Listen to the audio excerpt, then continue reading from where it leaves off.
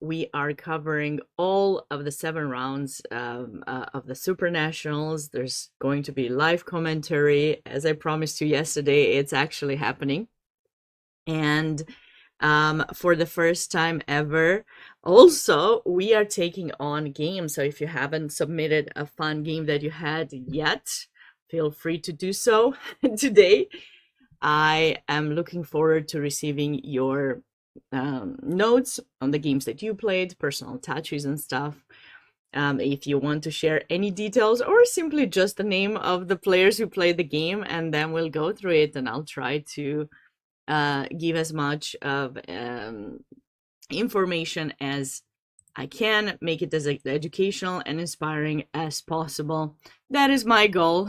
And yeah, I hope you'll certainly consider to do that. And of course, this streaming would not be possible without the amazing support that we received from Precision Tune Auto Care. I specifically want to thank David and Maureen Grimond for their continuous support of US chess. It's certainly very exciting for me to be here because this is something I enjoy the most.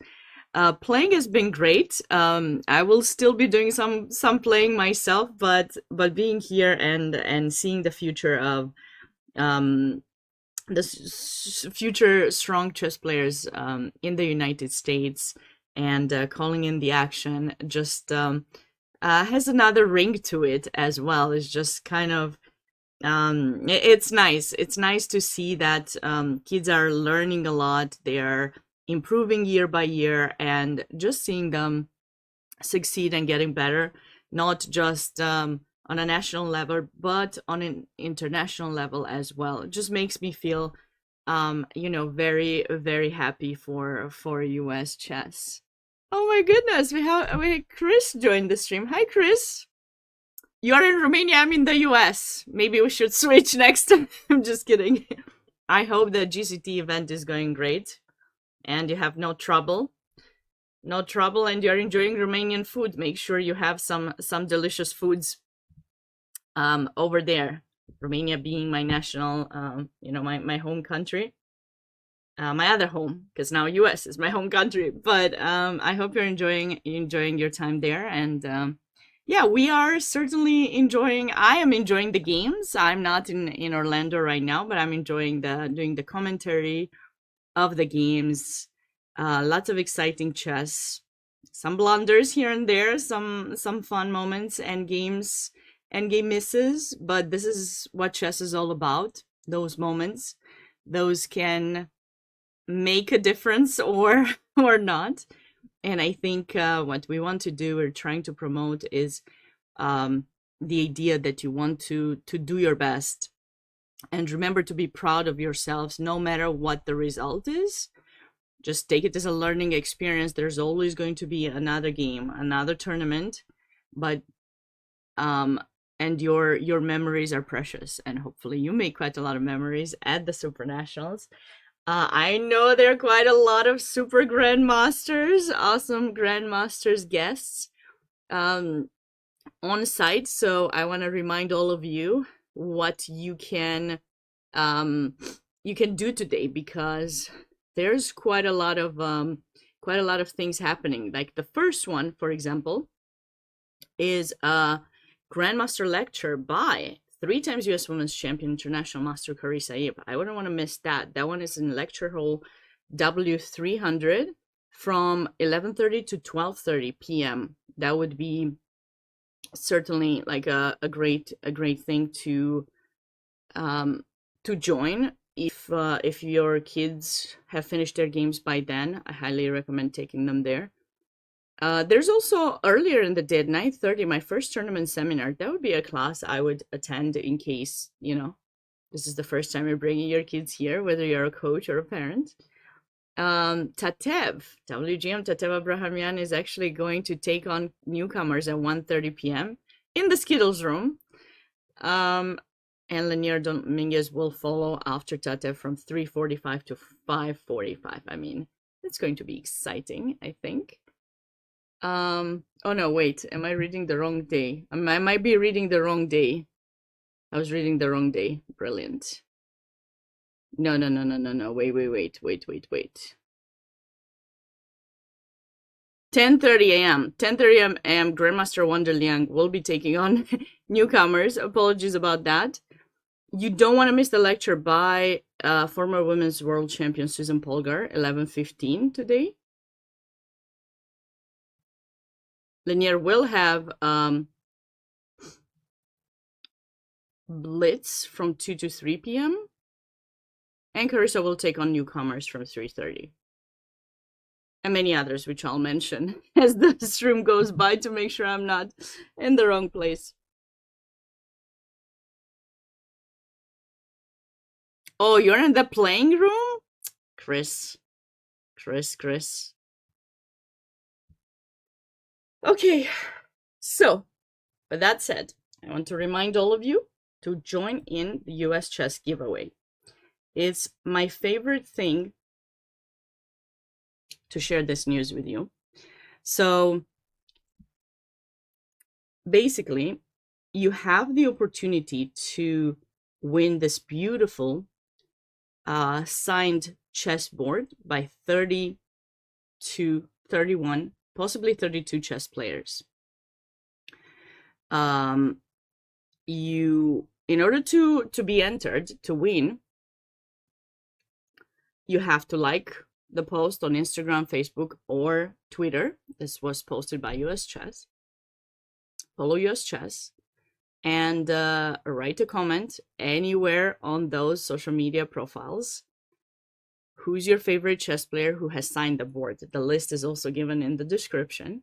You can also write it here on Twitch, and we'll keep track of everyone's posts, everyone's favorite players who have signed a board.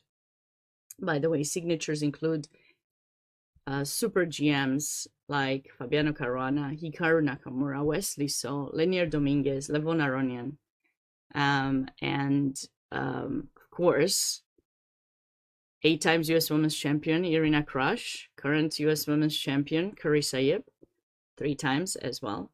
So highly recommend making a post because you can be entered and you have the chance to get that beautiful board. So it's my favorite. It's my highlight, basically. What else? Oh, also don't forget to submit games. If you have an interesting game that you're playing or your kid is playing, you can submit it online and I'll have the chance to go over it and I'll try my best to give as much insight on it as possible. In fact, I actually have received a game from the Simul that I wanted to share with you guys. So we're gonna get started. It's actually a pretty instructive game, but it was won by the coach, and that was by National Master Brian Tillis. I just kind of like the way it was played, so I wanted to make sure that we're gonna take a look at it. Okay, and I think I'll put the engine for you guys here to the side to make sure that. Okay.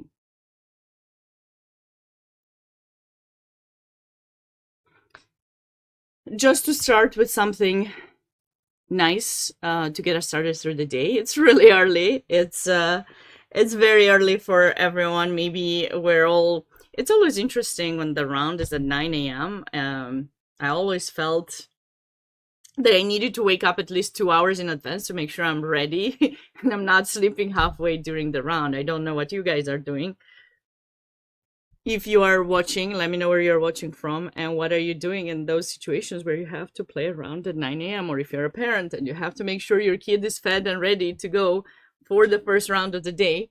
Considering they have 3 rounds today, it's going to be very tough. And I want to also say thank you to everyone who's putting together the tournament. There's a lot of behind the scenes happening to make sure the tournament is run smoothly by the tournament directors, organizers, and volunteers.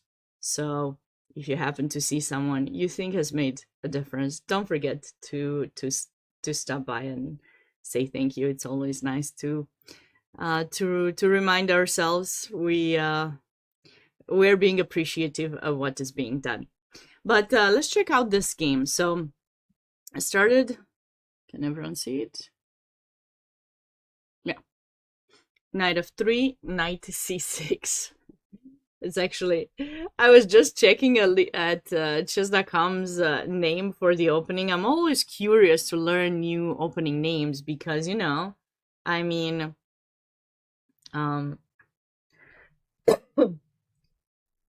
sometimes there are things that you don't even know that they have a name. You think that move cannot be possible. That did not happen. And suddenly you see it there and you're like, what is this? Knight c6. Okay. It's called the Black Mustang Defense. Did you guys know that? Black Mustang Defense? Or hopefully I'm pronouncing it Mustang. You know, that car. We're supposed to be, I think, yeah. Interesting. No, switched to some kind of Chigorin after c4. So we can get to this position on a different move order. d4, d5. c4, knight c6. So I remember this is a type of opening I would not always recommend to my students to play because I think it's important to occupy the center and make sure whenever the opponent captures, you do want to recapture with a pawn. But sometimes it's fine to take with the queen, like it is in this situation. I remember one time my mom was playing in this tournament in Greece, and she had to win. She was in a must-to-win situation with the black pieces against this player who is leading the tournament. And if my mom would have won, then she had the chance to share first place. And she was thinking what to play against her opponent because, you know, like she had to come up with some kind of idea. And this proved this. She played the Chigorin, and it proved to be a really great choice because she ended up surprising her opponent. It wasn't the perfectest game, I can't lie, but she surprised her opponent and she was able to win. Sometimes in tournaments where you're in a must-win situation, you got to know how to take risks. We had a little bit of talk about this on how to take the risks, but, you know, you got to be mindful. Sometimes you might take more risks than you need to. So I personally am not a huge fan of taking risks at the beginning of a tournament. I prefer to take it a bit later. But if you don't mind trying out new things, well, you can consider some new openings, just as an idea. Even if they might be a bit suspicious, if you respect the principles further, you might be able to come up with something nice. So there's quite a lot of theory going on here, by the way, because now we have to protect this pawn. Actually, I have tried e3 and after e5, knight c3. This is a line you can attempt with white to chase the queen away and then maybe go d5, like you want to have the center well protected. And after this, there's this idea with bishop d2 again, where I'm pinning ourselves, threatening the queen. And when you capture, pawn takes, and then white has super strengthened that pawn, will develop this knight eventually, maybe c4. This bishop can always return to a3, and white has a pretty good position. But of course, let's go to to see the actual game. So queen takes d5, knight c3, queen d7, d5. Okay, this is quite difficult. Queen d7 was maybe a bit too much. Queen a5 is usually what black plays in these types of positions because you want to keep the queen out or a little bit. And for example, if white considers to go bishop here to threaten some discovery, you can say, wait, what discovery? You got no discovery right now. Any squares here, my queen is controlling them, so you actually don't have anything. So black can capture and then actually consider taking this pawn. This is some kind of line you can consider playing. Of course, after queen a5, white can go for this move, which is definitely better. And then we're getting into some other interesting kinds of positions. Bishop d2. Wait, I have a double attack now. Well, I don't really, but I have some discovery and I'm attacking your knight, and black can say, yeah, let's see where it's going. this could be something fancy to consider playing, where black has given up an exchange, they have a pawn for it, and then white has to figure out how they proceed with the development. Going back to the actual game, queen d7 was played in that game. d5 takes, knight e5, and now f4. Oh, see, this is what happens when you make too many moves with the same piece if you're not mindful. Here, of course, the knight kind of has to move. You don't have time to castle, right? Because this queen is protected. So now if we take, this is not a checkmate. So obviously you cannot do that. f4, knight c4, e4. Wow, look at this. Look at this center. So beautiful. And the g-pawn moving to f4 is actually giving white a bit of an edge here, because it just strengthened the center. And this might remind you of an Alekhine defense, but in the Alekhine, at least, like, this knight has made it over there. You know, it's just kind of the pawns get pushed, but the knight has plays, then e6 or d6 is played to try to trade the pawns in the center and give black a bit of space. Here, unfortunately, black is really, really behind. This is a very nice move, controls the center and attacks the knight, which forces black to move again.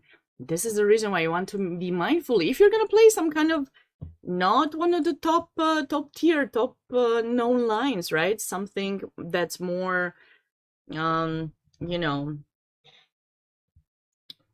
I don't want to say suspicious, because there are some interesting, you know, not dubious openings that you can play, but you need to know how you're going to get development. That's very important. Temporary, you might allow the opponent to have the center, but you cannot let them have all this control. You need to find some way to get into the game. So now what happened? Let's see. I've not seen the game yet, so I'm seeing it with you. I try not to see them before. That way you have completely unfiltered first opinion. How does a WGM think about this game when she first sees it?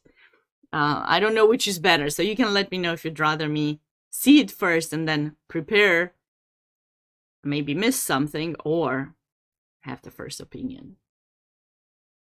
I like the first opinion. It always seems a bit more genuine too. It's like, oh my god, I can't believe you played this move. You know, if you've seen it before, you will keep that to yourself. Like, not really. Not really act out like, oh my god, what have you done? But anyway, so a5 was played. Okay, this move is meant to stop a5, but you see a4 is an attracting move for black to play this, then the b5 square will be weak. Oh yeah, this is scary. Oh, see, we need to leave the knight in there, but we can't, because let's just say black was gonna play something like this. There's a big problem now. Little skewer, unexpected, came out of nowhere, but yeah.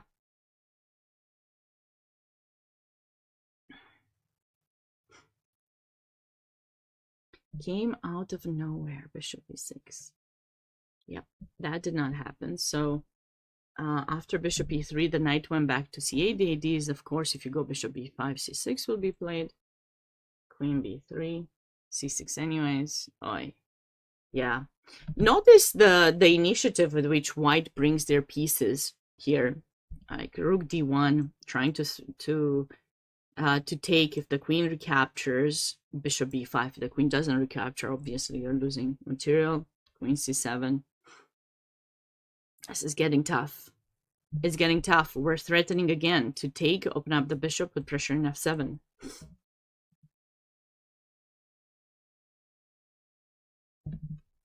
This knight was hanging, and now the final move of the game. Let's see if you guys can find it. White to move and win. There's a lot of ways to win here, but let's see which one. Which one do we choose with white? I don't know. I did not.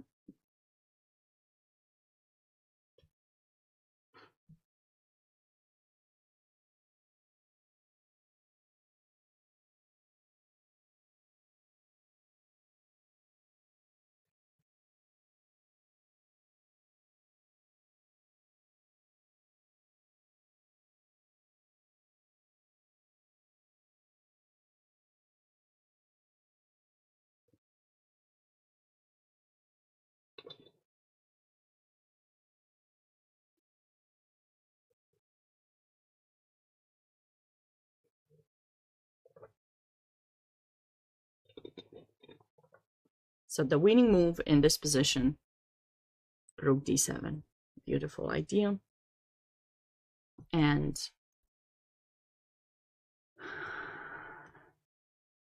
this is also very unpleasant. So basically now black only has this move. And of course we can capture in b7. You know what would be nice, but it's not because the queen is is going away from c7. If somehow the c7 square was locked, we actually had this gorgeous mate, but we do not. I'm just saying, because if they took, right, then this is a checkmate, and if they took the rook, then we would have this check, and then when you would go there, it would be a mate. But it's not a mate because they actually do have that square. White is still winning, but not that way. But not to be worried. We don't need to always create something super fancy. Sometimes a good move is a good move and you gotta play it. I know there's the saying with which I opened up yesterday, if you see a good move, look for a better one. I hope you know who said that, but listen. Sometimes if you see a good move, just do it, right? Just make the move that you think is the best for the position, and then be ready. Be ready to convert the advantage that you got. So this was the game that we had there, submitted by Brian. Okay. With that said, I want to do like a short recap of what actually happened in the games yesterday as we're getting ready to start the new round. I'm going to take you through the schedule as well, and the standings. I think it would be nice to actually see the standings and pairings for a little bit, kind of let you know where things are for some of these players. So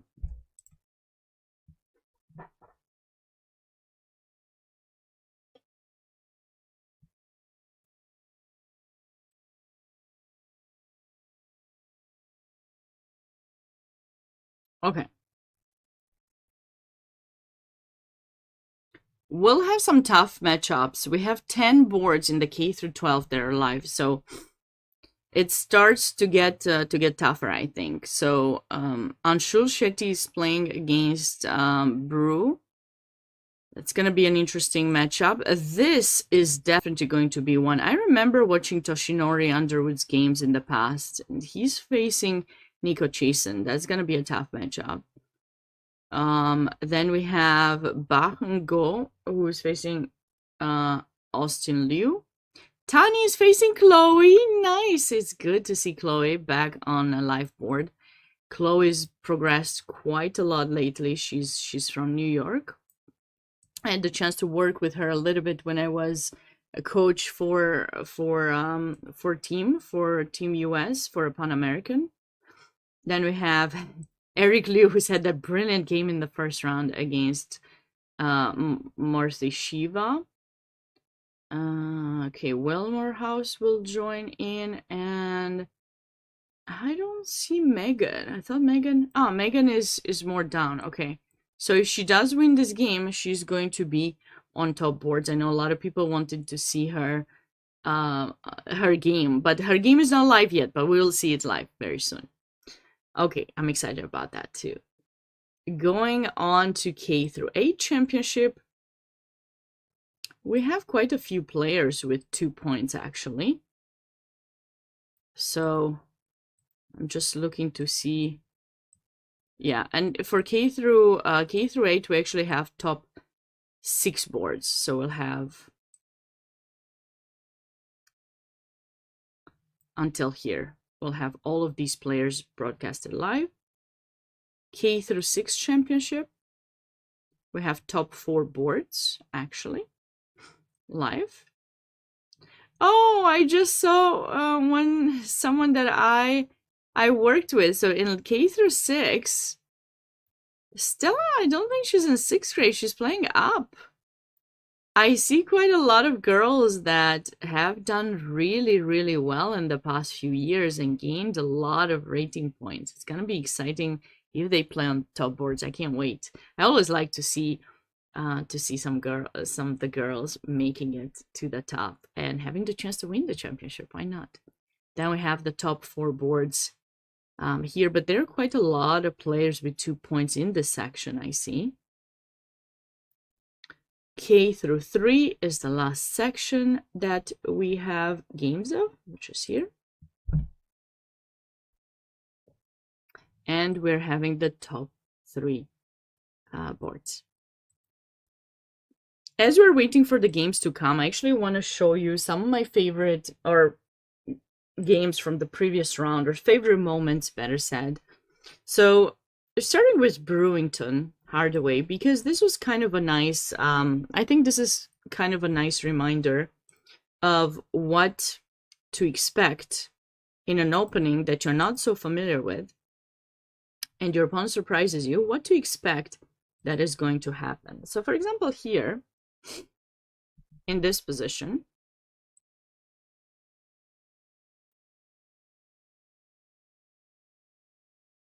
okay, I think it looks good. So this was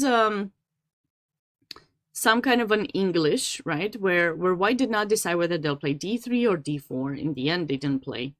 They didn't touch that pawn. But this is a moment where you have to figure out how you will develop your pieces, and particularly Black is struggling with so many pawns on the light squares, where to develop that bishop. And in this game, Black should have castled, because when you castle, you are making sure that you're bringing your king to safety, and you're waiting a couple more moves to see what is White's approach further. You also have the opportunity to capture and go e5, and Black would have a pretty decent position. But in this position, Black decided to go b6 and follow through with a plan that he was probably familiar with from the semi-Slav, just that now there's a difference. There's no pawn in d4, and because of that, it actually helps White to get a very good position, because this bishop will also be opened and will help with a potential attack. So you have to be mindful and compare. That's why it's always important to look at different games and look at different ideas, so that you know what exactly you can do in each position. Brew captured, and now with Black you have to take with this pawn. If you capture with this one, we got knight b5 winning the bishop. And I'm not sure if I showed this yesterday or not, but bishop e8 allows queen takes e8.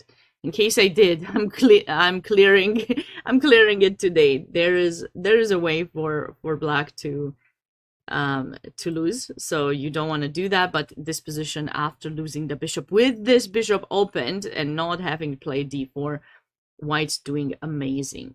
So in this position, we also have that square that is free, which allowed White to go knight d4, attack the pawn, and White has gotten quite a bit of initiative. It took Brew quite some moves later to outplay completely his opponent and convert the game, but this was certainly an important moment that I wanted to share, because I felt, you know, it's a nice reminder as to how you can do things. This endgame was one of the last ones we've seen, and I was feeling sad for the player with the black pieces, for Team Schwarz, because he actually had the chance to draw here, but you need to understand what it is that you need to do, and what is White's winning plan, and what it is that you need to do in order to not let them.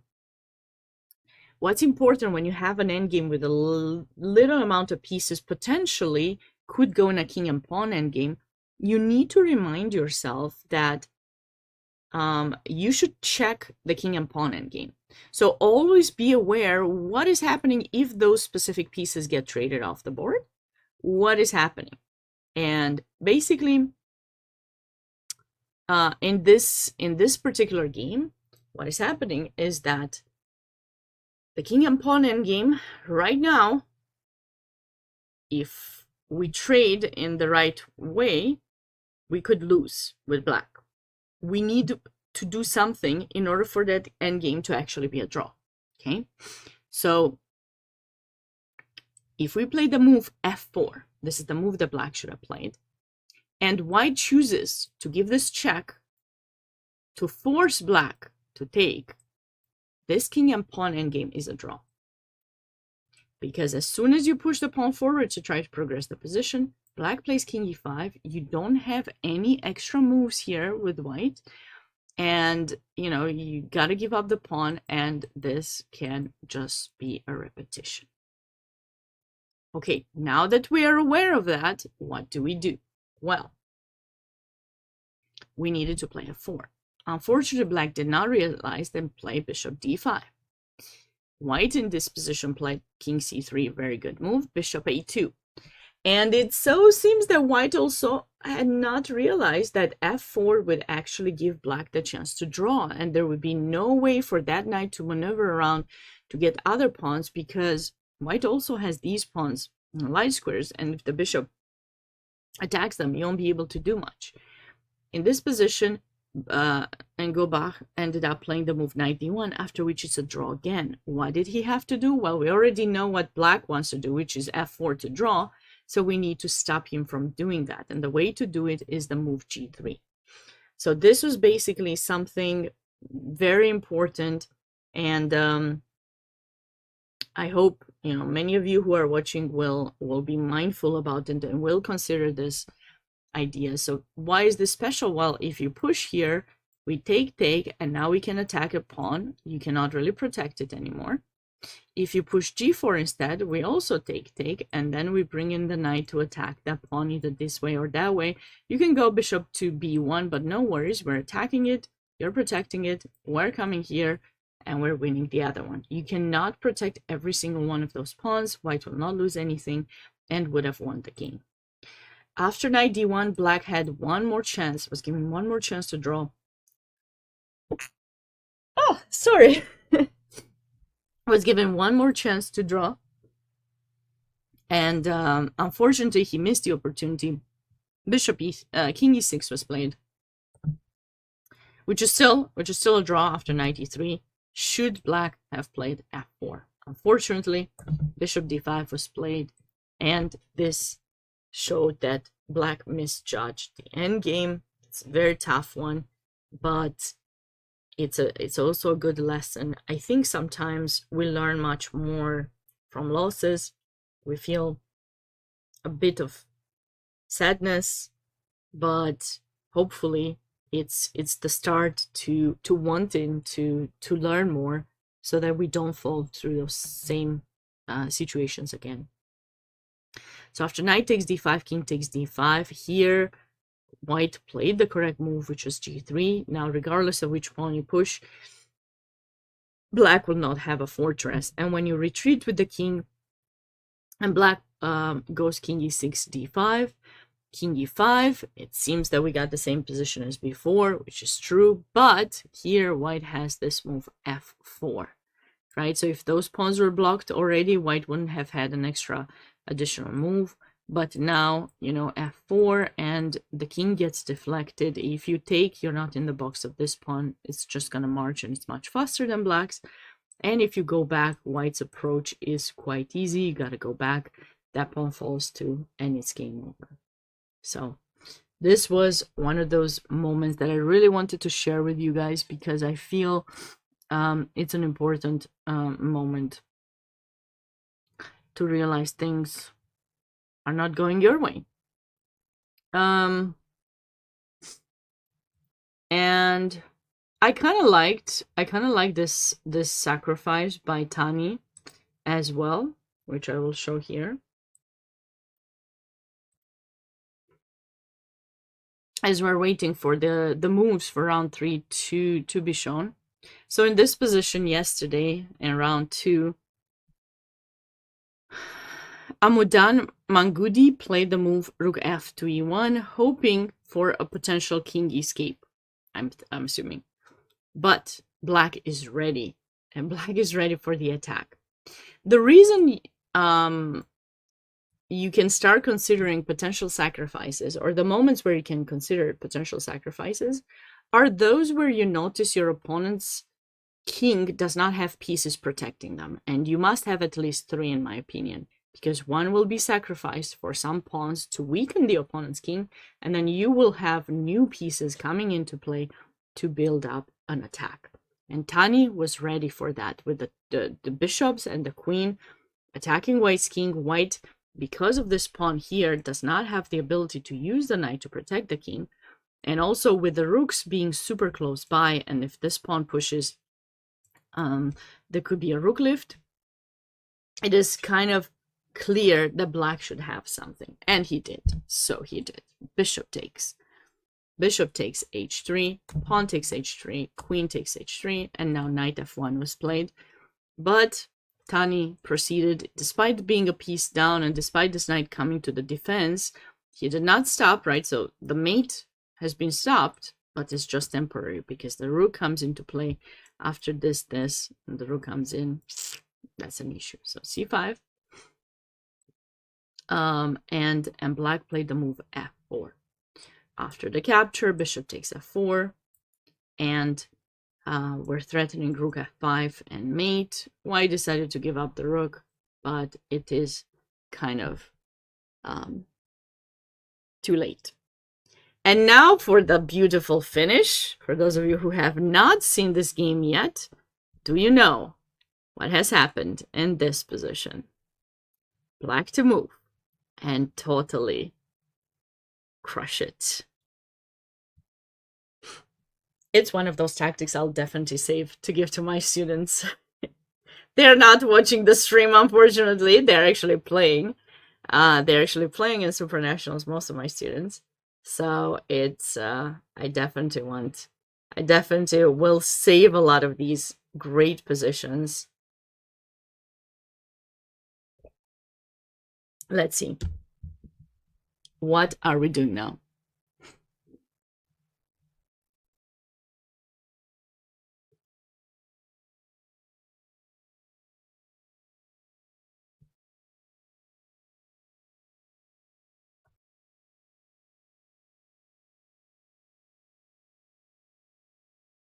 Anyone?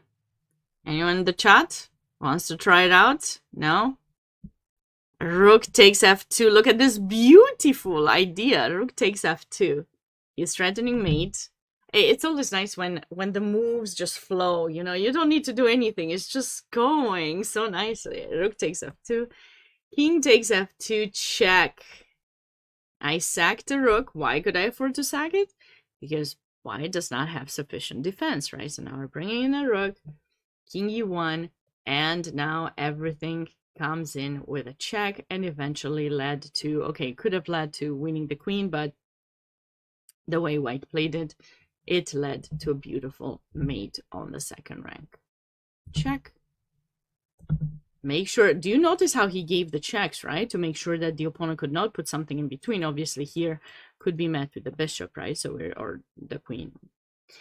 But the bishop, so that it's not mate. And now queen a4, queen c2 mate. Beautiful, beautiful way to finish the game. And that should conclude my recap. Because we're getting the moves. Let's go. All right. Just checking that we actually are getting the moves here. Yes, we are. Perfect. Perfect, perfect. Yes. All right.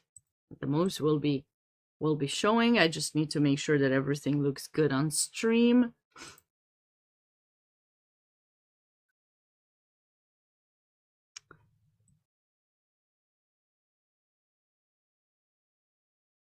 Perfect. Yay. Okay. So let's get started with the high school section. So this is round 3.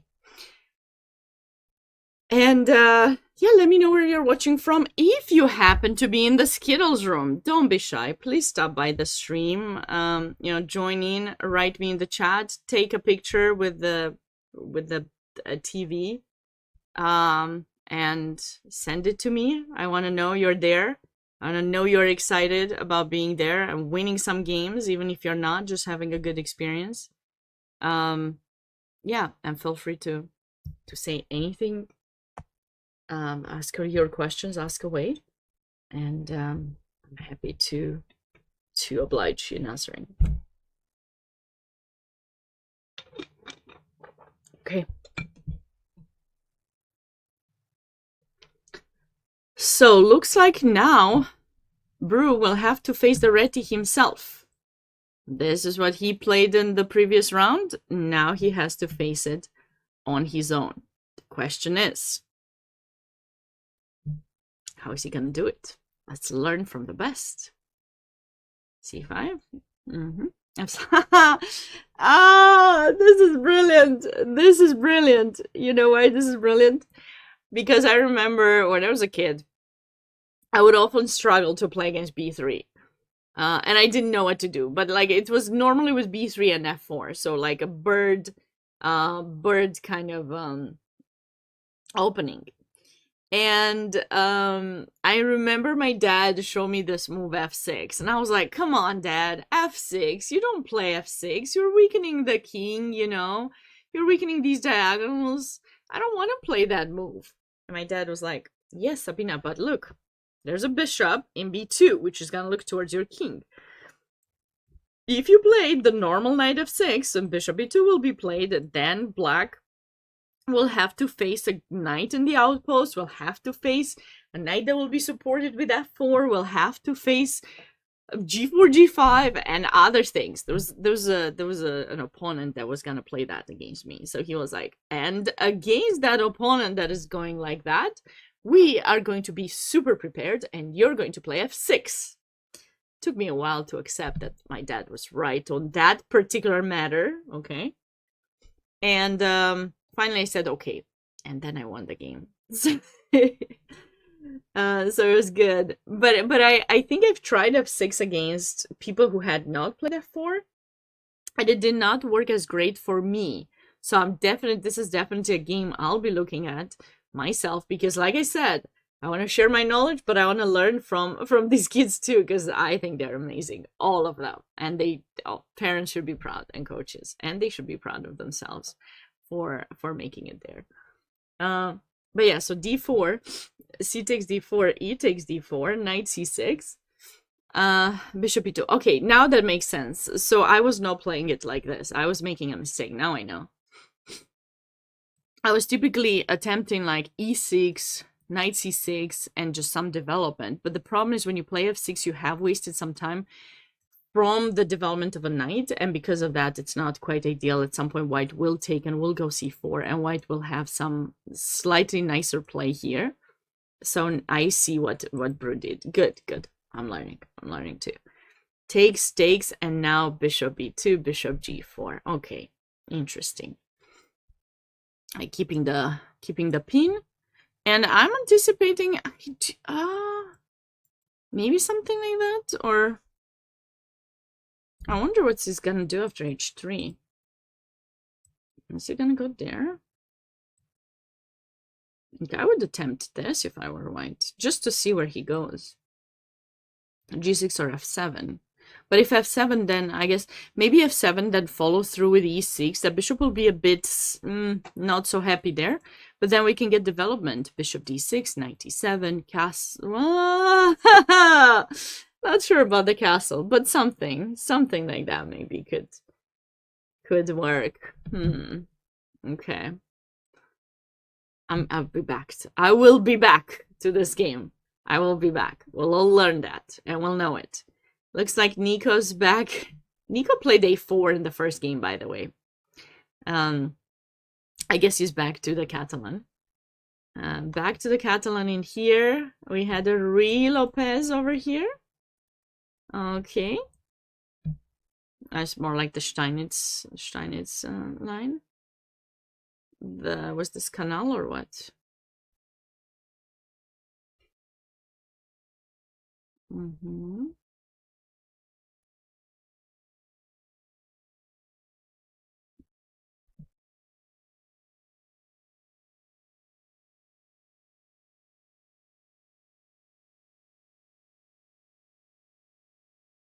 Okay, we'll have to be back. I'm curious how this game will continue. Because I think typically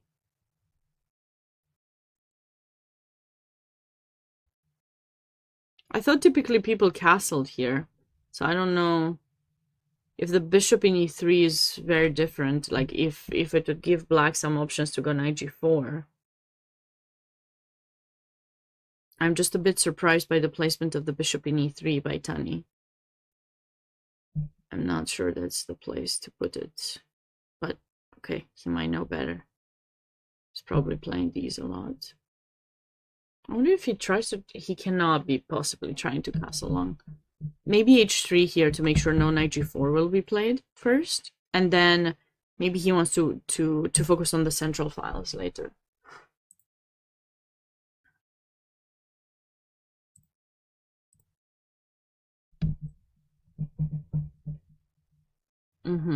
French takes. Okay, this is a line. Queen d7, knight. Okay. So usually black captures here, knight takes, and queen c7, I think. I played this line, but I was playing it with the queen in d6. With black, you can play queen d6 or queen c7.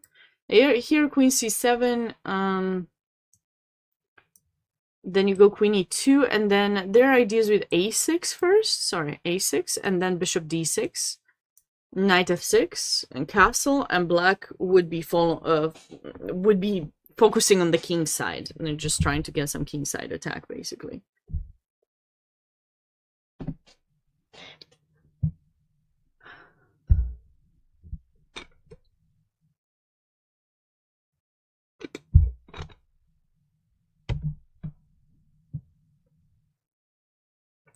So still moves to be played. This was also looks like a Joko.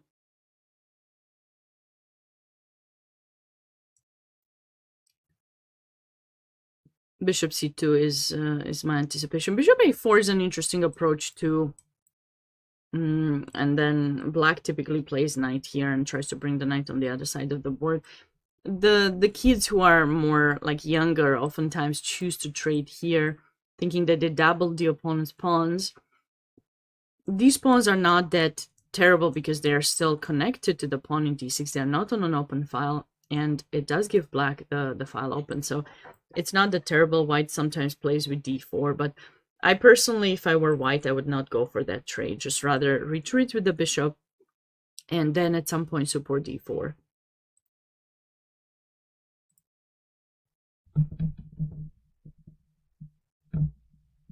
So we had another canal. Everyone's playing this. Ah, c4, nice.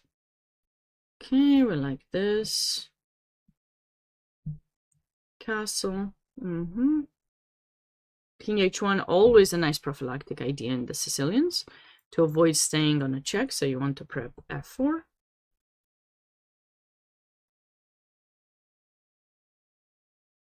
This is a beautiful maneuver to remember.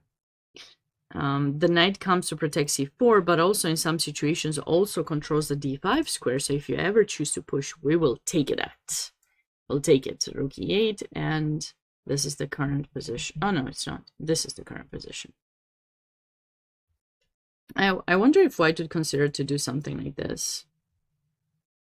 Maybe I'm being too much.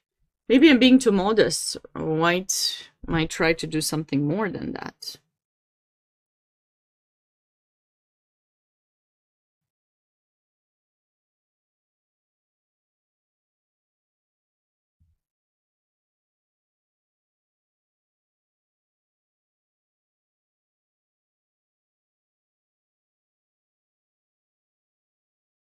I wonder if a4 is an option here.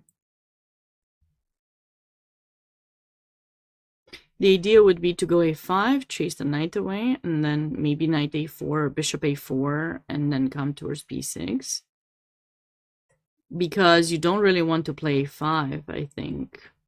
Now we can go bishop d2, knight b5, and this pawn is weak. So we'll catch up with that game later. And this was Smith-Morra, or... Ah, no, it wasn't Smith-Morra. It was some kind of a check over. Just the queen took in d4. Bishop g7, nice development by white. Okay. Ah, this is that Caracal line that I was talking about yesterday. So looks like a lot of people are playing e6 here, and I was mentioning that I like this check first with black. The idea is to make sure that in this position white will develop the knight in d2. That blocks the bishop from going over to g5. So now I can go queen a6, force the queen trades, or make white go c4, and that keeps them pinned for a while. And then you go e6. Now, with a knight here, it has to move again to get the bishop out, but it cannot really because it has to stay to protect c4. And by the time white plays b3 and tries to develop, you know, this knight doesn't quite have a good movement to actually get the bishop to g5. And why you wouldn't want to have the bishop in g5? Personally, I'm not fond of this bishop because it's gonna lead to black trading either the dark square bishop or the knight. But if you put the knight there, then you'll be stuck for a while, so you probably don't want to. But why we don't want to trade the dark square bishop? That is black's good bishop. And this bishop in g5 is white's bad one, due to having so many pawns on the same color as it. So if you trade, in a way, you're helping yourself because you don't have much space, but you're also trading an important piece, which you normally try to avoid. So, what was this?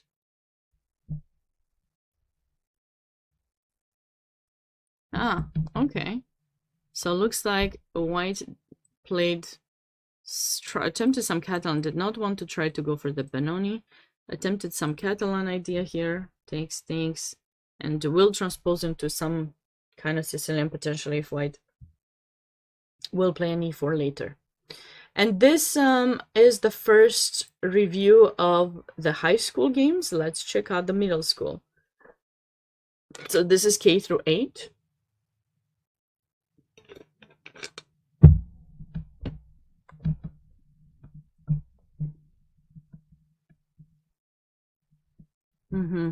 Well, you see, this is what happens sometimes when you don't go c4. When you don't go c4 to control the center and have the option to take, black may go for d5 themselves, and then d4 and push you back, and you might not be super happy. Okay, and this is a little trap that you should not be falling for. Okay, check this out. If you take the pawn, these two knights are not protected. And the way you're going to win them is easy, very easy, just like that. So it's actually nice that black can play e5. You always want to look for possibilities to gain moves in the opening. So if you make a move that builds up on some initiative, tempo, you know, do it. Because, you know, especially if you're trying to play an opening with the black pieces like you are white, you're technically a move down. So if you can find a way to save on a move and not need to protect a specific piece to go to a specific square, that is the way. That's the way to go. So c4, knight c6, and now okay, black has managed to protect e5, because after c4, by the way, we were threatening to take because the queen is protecting the knight, right? So if black played some random move here, we can take the pawn, just to show, right? This is what would happen. The knight is protected by the queen. Bishop g5, and this is the current position. We're liking black.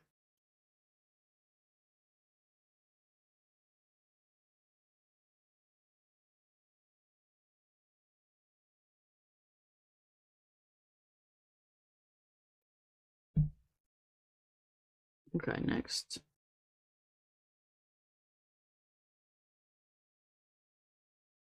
Najdorf. Oh, sorry, Sveshnikov.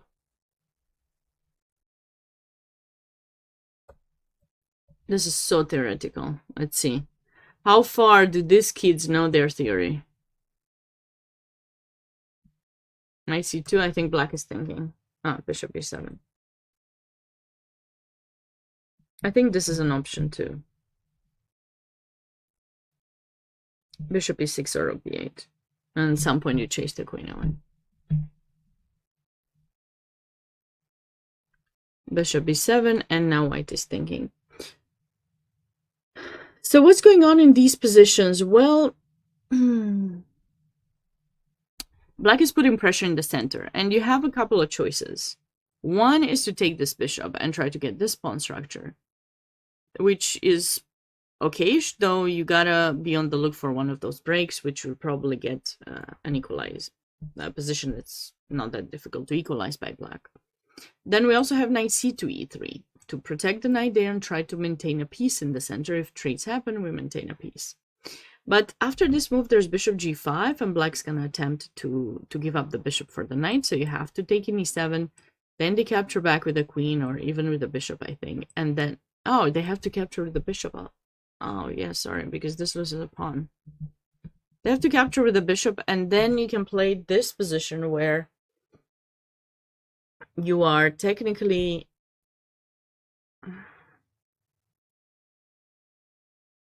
like, black has the bishop here, but black did not manage to go d5, and this pawn is weak.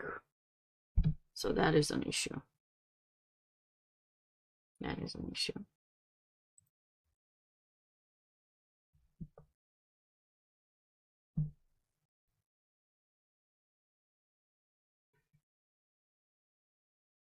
Another French.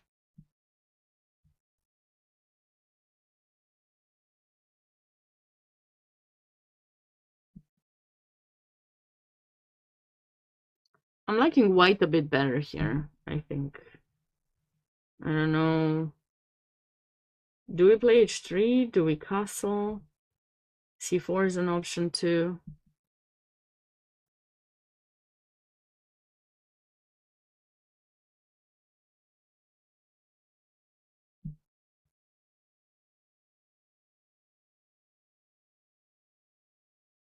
This is interesting. How amazing would it be if the knight were in b1, huh? Although we did have knight g5, never mind. It's just to kind of show the skewer.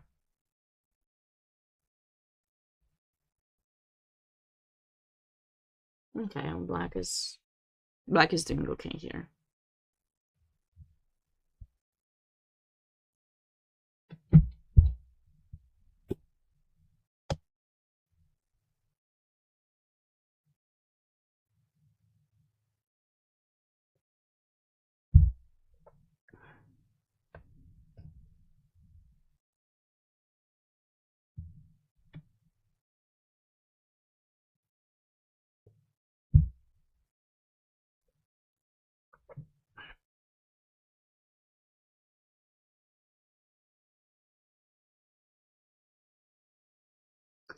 Now, in this position, typically, because white has played the move rook e1, white usually goes back to f1.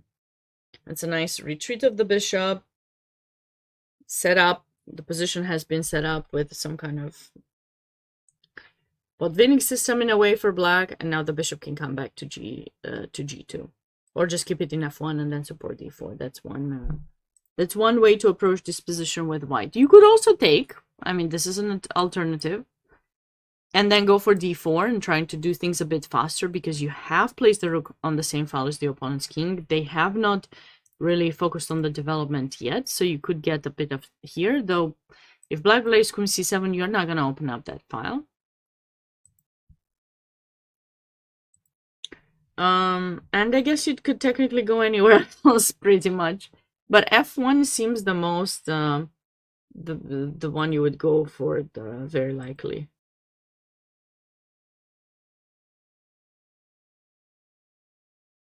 Okay, this is... what is going on here? Why is white spending so much time? It's still quite early in the game. Maybe he did not expect this kind of Sicilian. It's quite early to not make a move.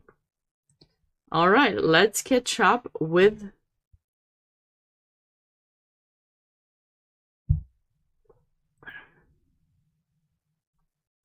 K through 6.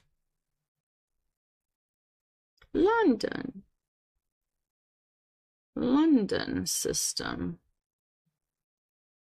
All these are so theoretical.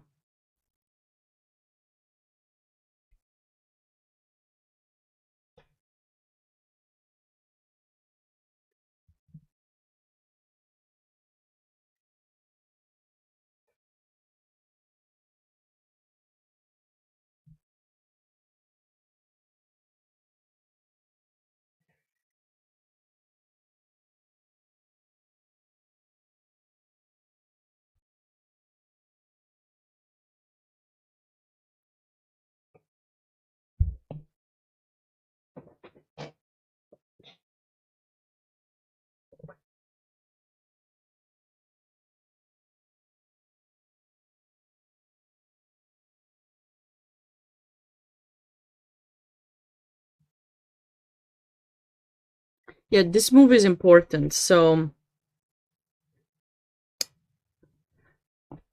in this position, black can play also this move to try to stop the attack on h7. Now, not to fall for this. This is a very typical tactical idea present that a few people have fallen for. So if you feel that this move is going to help you to get rid of this knight and push f6, think again. White's going to go for this move. Bishop takes... Wait, I thought it was taking... Wait, how was it?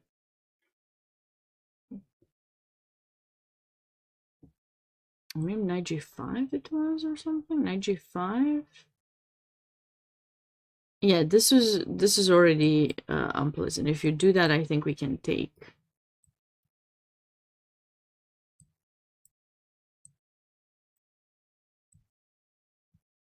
This is GG. So you cannot do that. There's another move here that black could not play.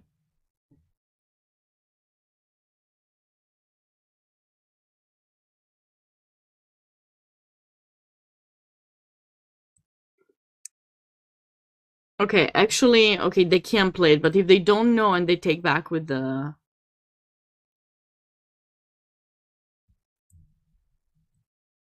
It wasn't here.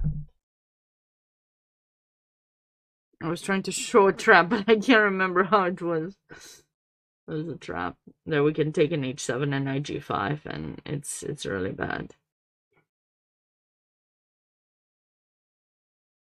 But I think it was a different move order or something on b6.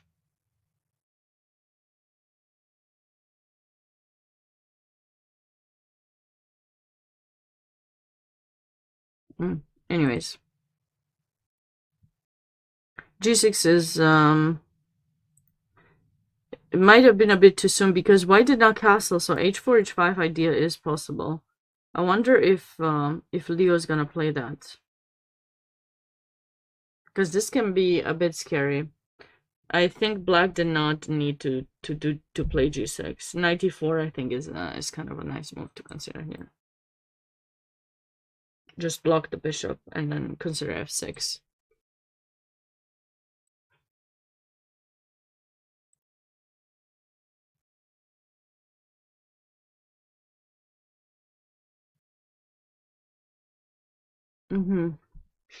This is a new idea. h6 g5. Sebasi! Yes. 97 g6 instead of g6 in that position.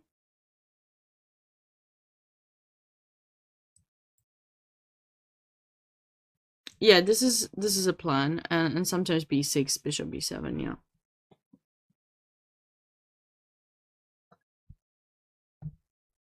Yeah, g6 is a bit too soon. It wasn't necessary. There's no real threat yet, so there's no need to necessarily do that. But you know, maybe Tariq wanted to make sure he's keeping his king safe. But okay, we'll see if white will go for h4 there. This is gonna bring in some interesting game. What was this? Sicilian?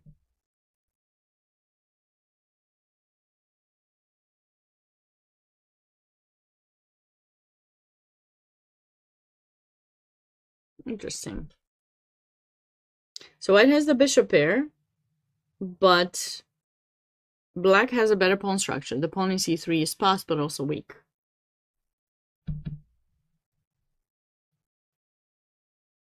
I wonder if we should just trade queens, just get rid of them. Get rid of the queens. Or maybe we should just go c4. Just chase the queen away. Maybe queen c6 to maintain, you know, this option. Maybe now we can go bishop e2, but go bishop f3. Like, if they go bishop b7, we want bishop f3 to attract this move, then we come back. So, because now the pawn is pushed, black's attack on g2 is closed. This is something you want to remember, you know, at times you see a position and you don't think much of it, but these types of moves help you improve a bit because you're thinking ahead what your opponent may want to do and you're stopping it. It's always something that you want to look onto. Okay.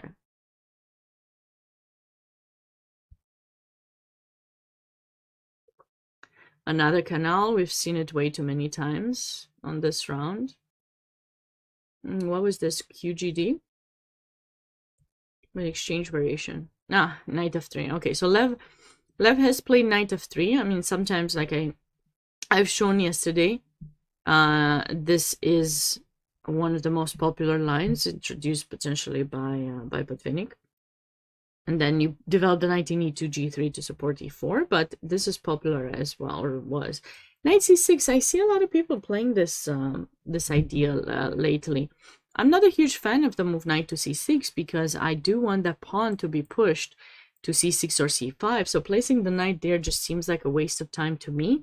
Of course, you have some idea of keeping pressure in d4, but as soon as white plays e3, they'll be all good.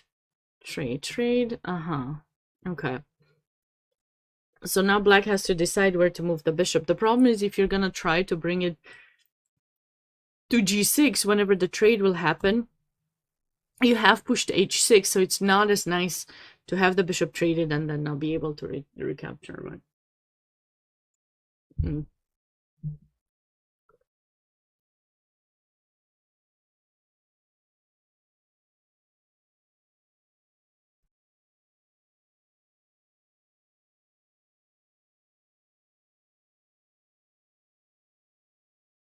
Was this a Caro-Kann or something? Yeah. Classical variation.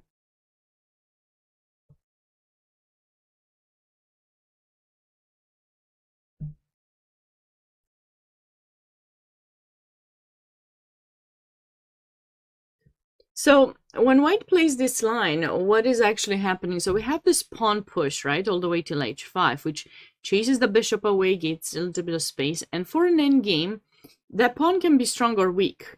If it remains by itself, it's going to be weak. Like, you'll have to stay with a knight or rook to protect it. But once it got there, you know, once it got there.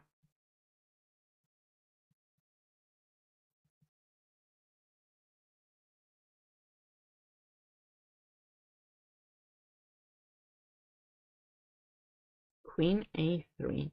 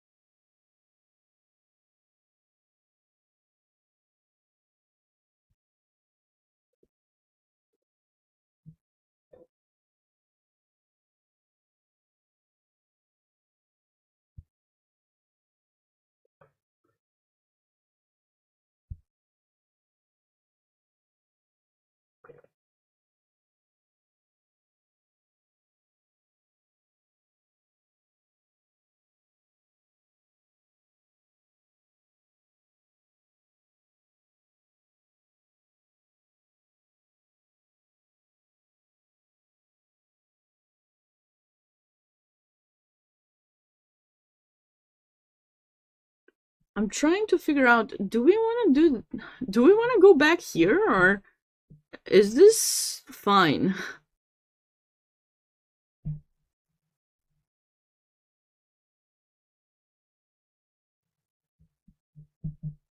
I don't think it's fine.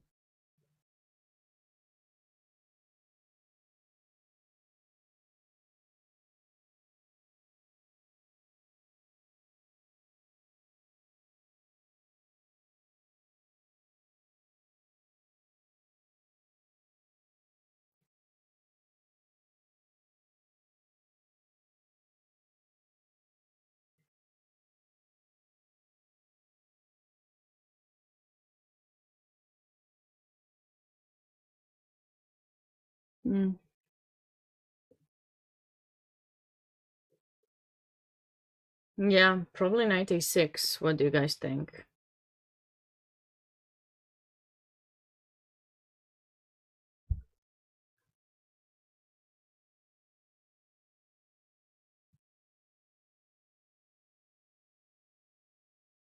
I'm thinking this to go bishop a5 after. White has a slightly better position here. Slightly. We also have this idea that's going to be unpleasant. Slightly better position for white. Okay. This does not look good for black.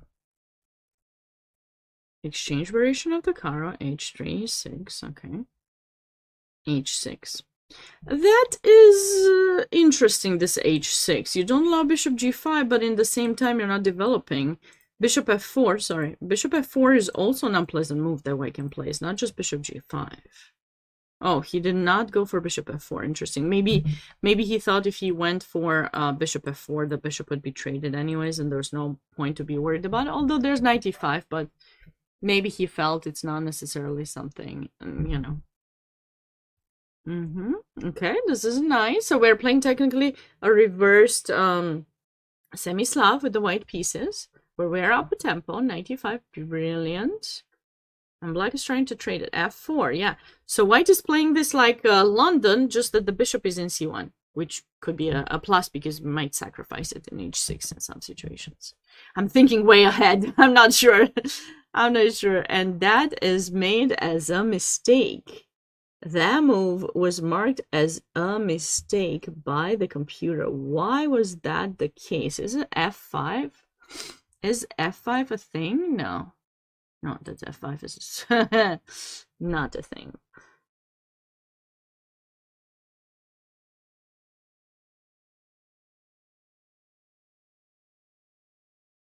Don't tell me it's g4, g5. Do you think it can be g4, g5? It could. It could be g4, g5. Why could white afford to do that? The center is closed.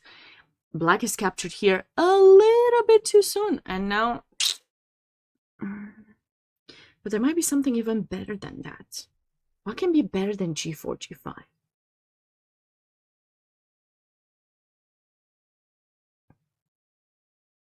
It's a knight f1, but it's too slow.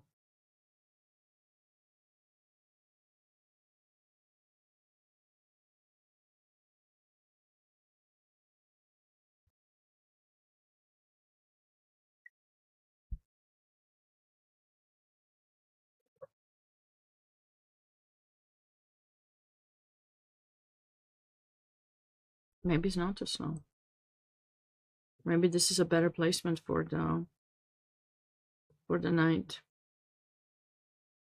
I mean, you definitely need to open up this bishop to go some f5, but I don't think you can play it just yet. Yeah, no. So if we take here, no, we're not helping ourselves because we don't have any ideas. Okay, so I guess it's knight f1, but this cannot be a mistake that bad. It's just, I don't know, the engine acting out. Bishop d2. Okay, so how should white continue the attack? I mean, you want to play some g4, but you got to be mindful because if you play it too soon, you don't want to allow this. But right now you don't, so you're safe because you can take. So g4. Is Sasha going to play my move? My favorite move of all time, g4. I would if I could. I would go there and play it.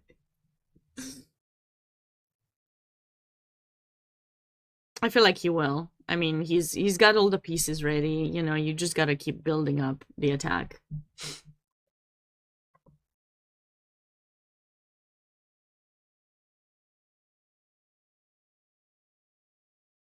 This looks like a pretty decent position here.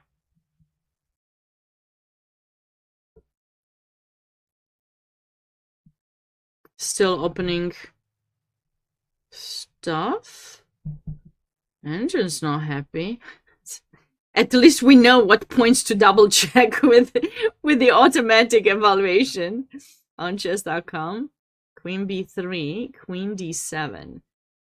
queen d7 is kind of a cute idea. You gotta admit, you can't take because you're gonna lose your queen, you know? So that is something you want to think about. But is d5 going to be a move for white? Because I certainly want to make it. Or if I don't make it yet, I want to prep it. Because this is kind of nice, you know, just bring in the pieces. This is a 4 key. So, okay, so let's see. So should we go rook d1?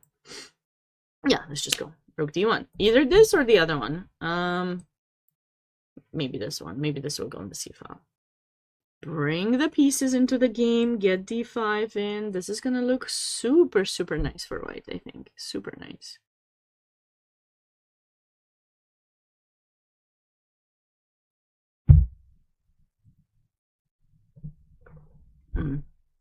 Oh, he did.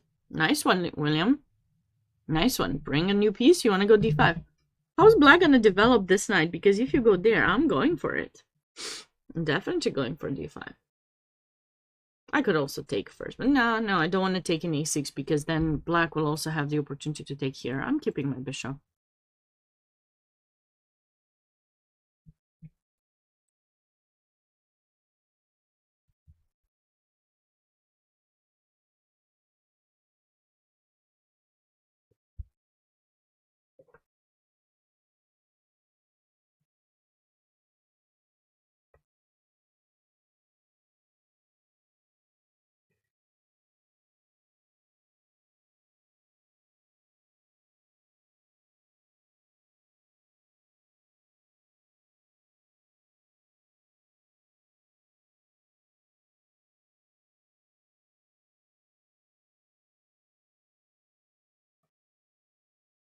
Is this a possibility for white or no?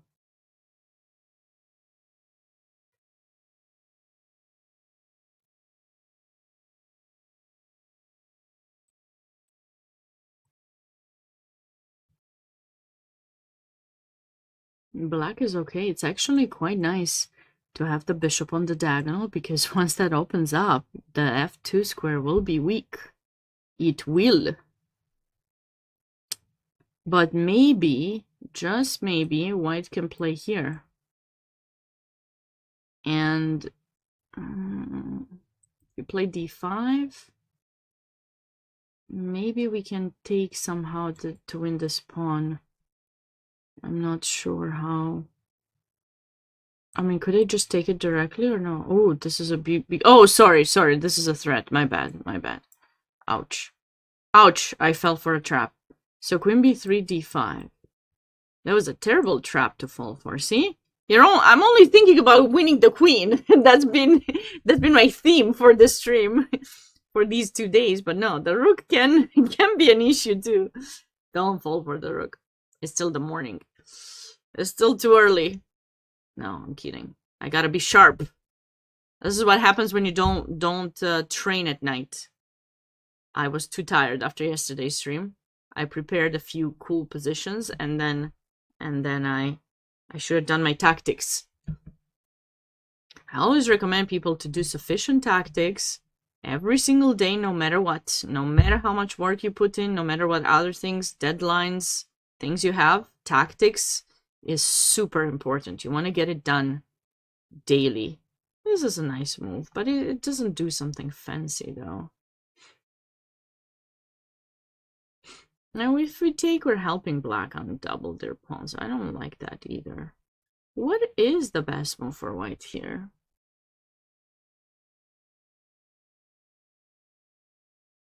Maybe we just develop like normal people. I always try to make these fancy moves, but like development is key. Just go knight d2, threatening the knight. If you take, then I get happy. I get to take with the bishop. I protected my rook. Now I'll finally be able to take that pawn.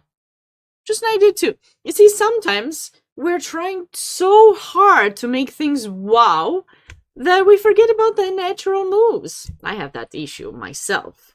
So if you happen to know someone who has that, just remind them, not always just to be super fancy. Sometimes it's kind of like, I think the saying, my mom was sometimes saying, you don't always have to eat the fanciest food, Sabina. Sometimes you just gotta survive, you know. Yeah. Although fancy food does sound good. Okay, moving on. This game has a lot of reds. So I want to see what's with all these reds. Okay. So we had this exchange variation of the Caro-Kann once again. Knight there, bishop there. Go away, bishop. This is actually quite typical. So you're attracting f3, which weakens a bit the dark squares. And if white doesn't suddenly make this bishop appear over there, then the dark squares might be in trouble. Also, because you pushed, this square sometimes can be an issue for you. So let us see here what happened. Oh, sorry. Wait. Why doesn't? Oh, okay.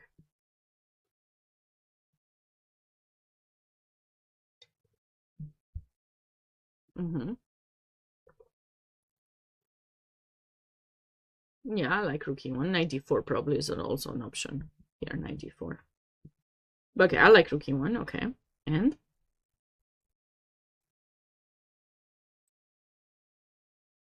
why is this a mistake? You probably had to take. Oops. Take and f4. Bishop d6. Knight d4. Because it forces black to move the king, which, okay, and castle king is always nice to have to deal with.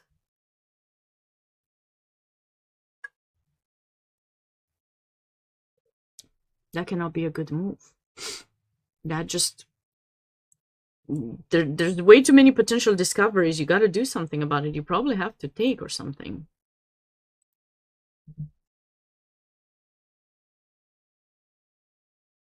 So what, was a move like this not possible? Why didn't black play it? If you take, what's the best way to win here? I think I can check. This is actually cute, because if you take the queen... Oopsie daisy! That's mate.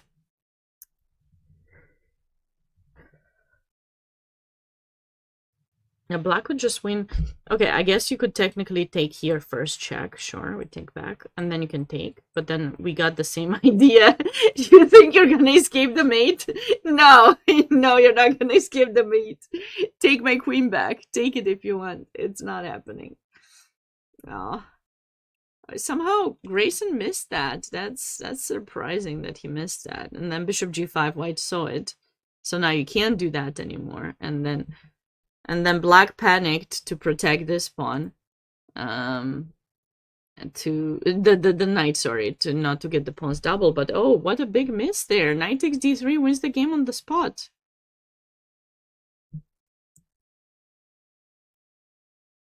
Okay, now white is okay. White's got no more problems. In fact, you gotta think twice. You are the one who has an isolated pawn here. Oh, I'm not liking this for Grayson. Well, we gotta take our chances when we're giving them. If you don't take them, the opponent might take it and might not give you the chance again. So I did not do this yesterday, guys, because well, I was very excited for it. I'm still very excited about being here and everything, but today there will be 3 rounds and I'll be live for quite a lot, and I don't want to overdo it. So I'm just gonna take a short break, 5-minute break, and I will be back. So the games are pinned to the chat. So if you're in the chat, you can click and catch up with it. I'm just gonna just take like 5-minute break, just go replenish my coffee, and I will be back. So hopefully you stay close. Don't forget to send in your messages if you want to join in the giveaway. This is the giveaway, by the way, that I'm always mentioning. There's a command for it as well. Let's put it in the chat. If you want to enter, just type in your favorite player who has signed the board, and you'll be joining in and potentially having the chance to win that signed board. So I will just take a short break, and I'll be back in a few. See you guys very, very soon.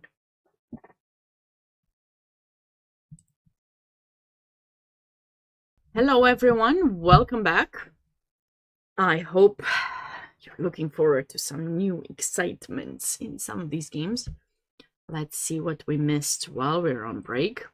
And we'll get back to the high school champs. You remember there are a few games I was quite excited about to find out the continuation, to learn a new opening or two from some of the players. I appreciate you being with me on this journey, and please let me know where you're watching from. Interact in the chat, don't be shy. If you happen to be in the Skittles room at the SuperNationals and you're seeing this live, you can always join in the stream, say hi, let me know who's your favorite chess player from that signed board, giveaway board.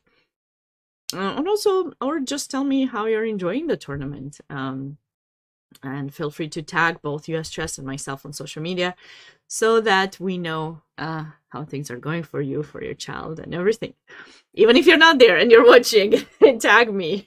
I always love getting messages from people who are passionate about chess and learning a thing or two, or maybe teaching me a thing or two.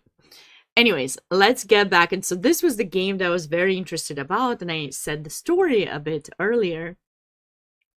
How so when I was a kid, my dad told me to play this move after c5, e3, f6, but it was against people who were playing a mix between, you know, b3 and f4, and I felt that I wasn't going to do it because I wasn't going to push the f pawn. But as my arrows already point out from earlier, this weakens but also controls the center, and it stops white from bringing their knight to e5. That's basically the reason why you want to make this move. Okay, so d4 was played, and we had this position, which I was kind of curious to see where Brew was going to move his bishop. Looks like white did not play h3 to chase the bishop away, so he's just proceeding with the nice setup there with the knight in e7, h3. Okay, he will bring the bishop. So this reminds you of a Queen's Gambit exchange variation with reverse colors. Very nice. Very nicely played, actually. Now I understand. No. C5 is not the move you want to play in these types of positions. White needs to maintain the pressure to be able to capture in d5. If you push this pawn forward, you don't have the pressure, which will allow black to play exactly what they want to play, which is e5, and get more control in the center. So c5, bishop back, b4. White goes for this plan, but it's not going to go very well, in my opinion. Yeah, because you see, normally when you're playing these positions with reverse colors, there's a knight here. So whenever black pushes bam, bam, bam, this is the move. We're taking the bishop. But white does not have the knight there, because I don't know, this move was played instead. There was not a move to be played. Like this had to be played, or knight d2, but not that knight. I don't like this move by Anshul. And now black's play is very easy. It's very easy. And we're liking black's position. Oh, with these, if I would be assured that I would get these types of positions, I would certainly be playing f6 there. Don't get me wrong, I would certainly be playing that, but okay, we are not sure about it, so it's okay. Going on to the next one. This looks quite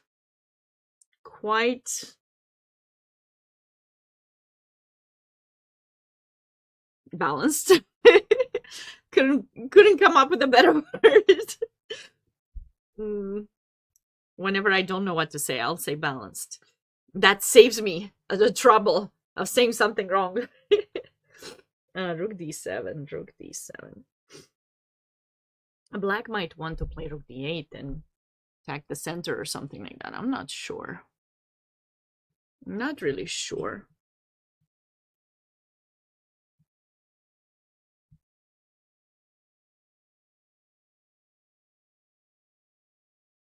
By the way, for those of you who are on site and watching this, I just want to remind you that today, and I'm looking at the correct date this time, because earlier I was not, but if you happen to be on site, there are a couple of things happening very, very soon that you don't want to miss. So somewhere in the Skittles room, Grandmaster Awonder Liang, who's super cool, by the way. When I played him first time when he was 8, he was not that cool. He was not that cool, you know why? Because I couldn't beat him when he was 8 or 9. But I had to interview him recently, and I realized he was quite cool. And you have the chance to play against him. So if one of your kids has already finished their games and want to have some challenges at, you know, Grandmaster Awonder Liang, maybe you can ask him to give you some time odds, because I hear he might be spending quite a bit of time, so you're gonna have some chances there. But you can play at normal time too. You can, you know, maybe you're gonna be the 8-year-old who's gonna take him down. That would be brilliant if it is. But anyways, he will be somewhere in the Skittles room taking on Blitz challenges from 10:30. So that's gonna be brilliant. Also, the Friends and Family tournament is gonna start in room W205A, and at 11:15, there's gonna be a lecture with the one and only Women's World Champion Susan Polgar in lecture hall W300. So those are the things happening around this time. So just a quick announcement for those on site who are watching: don't miss the opportunities. I know you want to stay here too, but you can do both. You can watch me and stop by. Those are great, really. If I were there, I would definitely consider stopping by and having the chance to play those players. At least I can say I got the draw with Awonder, right? Although he was 8, nobody's gonna take that away from me. I lost after, so that's why I'm saying that. Okay, so Nico's gonna try to outplay his opponent now. Now, this opponent is stronger than the one he had in the previous 2 rounds, and I've heard the name of, Toshinori in previous commentaries, so it's not gonna be an easy way for him, but we'll be back to this game to see how he outplays. Wasn't this the game where... Oh, White ended up taking in c6. Ah, yeah. This is a line.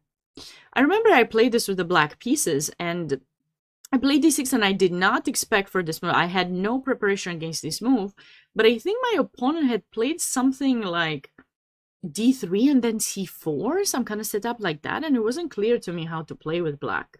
So let's see how Bach is playing this. g6. Okay, so he's fianchetting his bishop. Castle h6 to avoid bishop g5. And now tries to keep the pressure on the b file to attract you to push here, maybe. I wonder if he's ever going to consider to play c6 d5, or maybe he will just start marching the a pawn to see how you set up your pawns on this side of the board.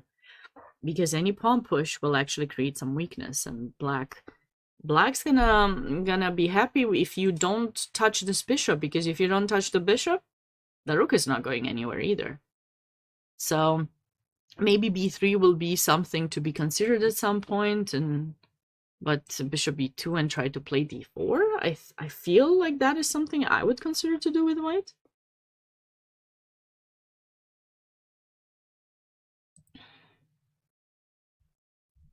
We have quite a bit of developments in this game. 95.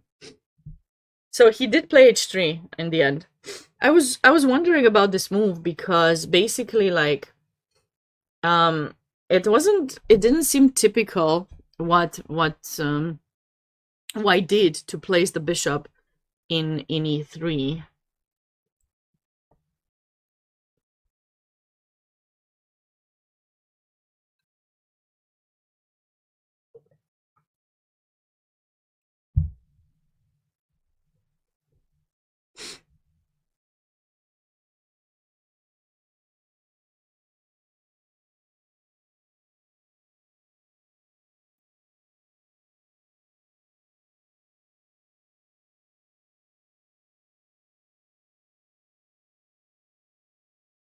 Yeah, okay, White has a better pawn structure here. Definitely like a mobile majority on the queen side, but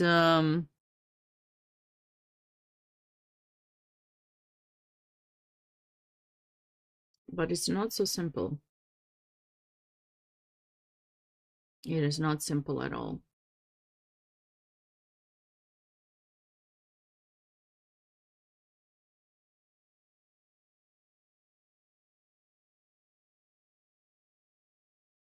Because if you cannot move the bishop here, you can't push the c pawn. If you maybe c3, move the bishop to c2 and try b4, and then move the bishop back and then c4. Like, it takes a little bit of time, but I feel like that could be some kind of improvement. Of course, the king can be brought to e3 first. It's nice to bring the king towards the center in an endgame.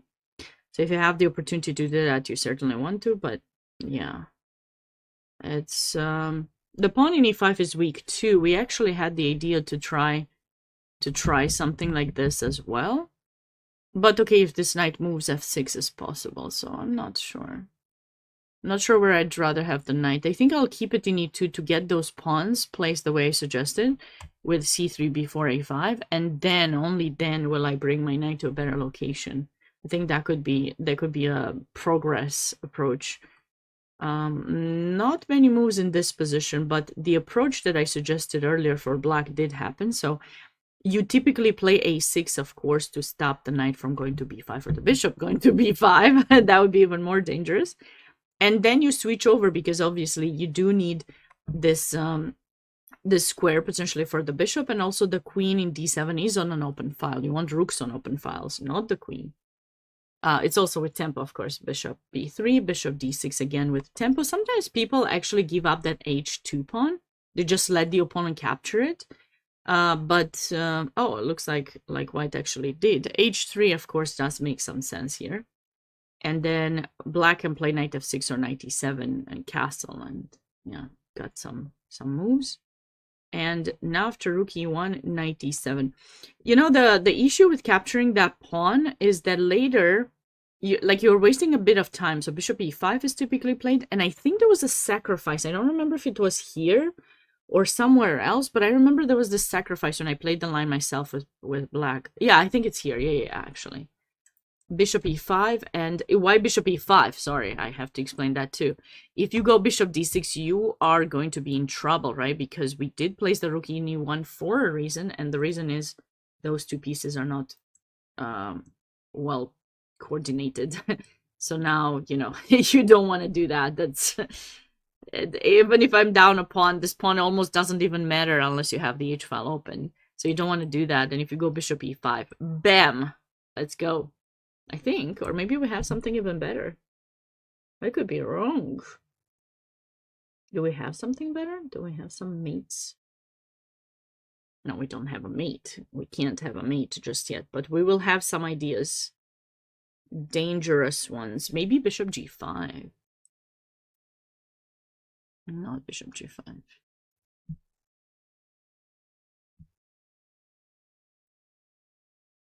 Maybe queen e2? But I don't want to trade. Like, you can take.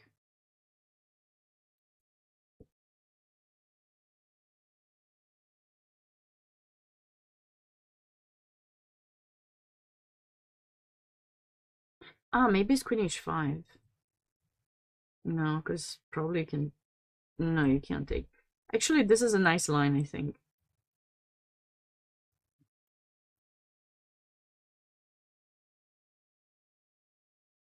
Right? A blunder. What can a blunder show? Well, some gorgeous mates, of course. What else? What else is this gonna show? Ah, my blunder. My blunder led to a gorgeous mate.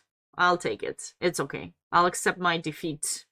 My defeat myself. But this is a cute. I mean, you gotta admit it. Of course, you don't need to take, but then, you know, what do you do? King f8. Okay. Bishop f4. A rookie one. It's happening. The mate will be happening anyways. Or I could try to be fancier, just go bishop d2. Take my rook. Oh! Too nice. It's too nice. If only that would happen. What is the best move for white here? Is it like bishop a4?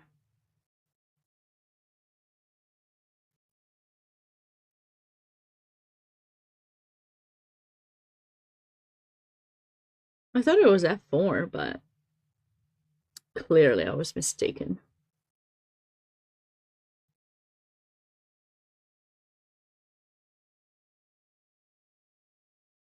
I mean, we do need to develop it. He's trying to take the knight, though. Like, we don't have time for the sacrifice in G7. What is a nice way? Like, check bishop, pawn b5. Does anyone have any ideas in the chat?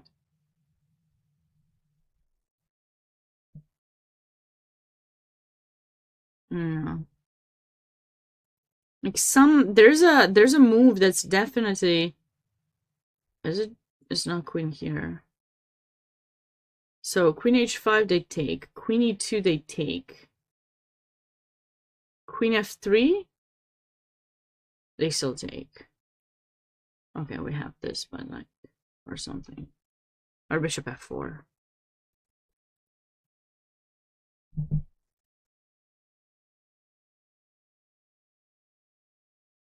Queen g4? But queen g4 they still take, right? No. Or no, they don't take. The bar is killing me sometimes. I feel... Oh, is it rook e5? Oh my god, come on, let's go. Rook e5, what is that? Rook e5. No, not yet, not yet. Wait. Wait.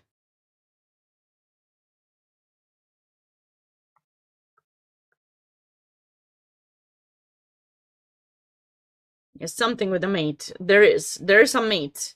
We got a king in the center. How do we proceed? What is the proceeding idea?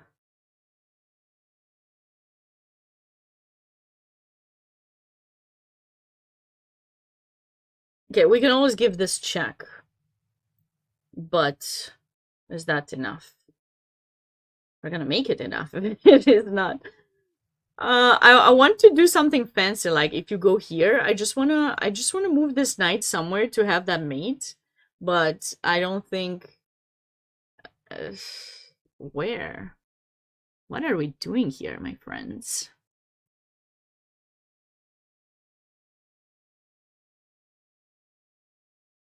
Maybe we just go f4.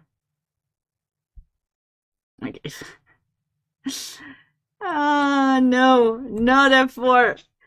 And we're bringing the bishop. Are we bringing the bishop? But where? Where are we? Oh, I have an idea. Okay, it's probably not gonna work, but I have a brilliant idea. So we're gonna play this quiet move and play hope chess if they take.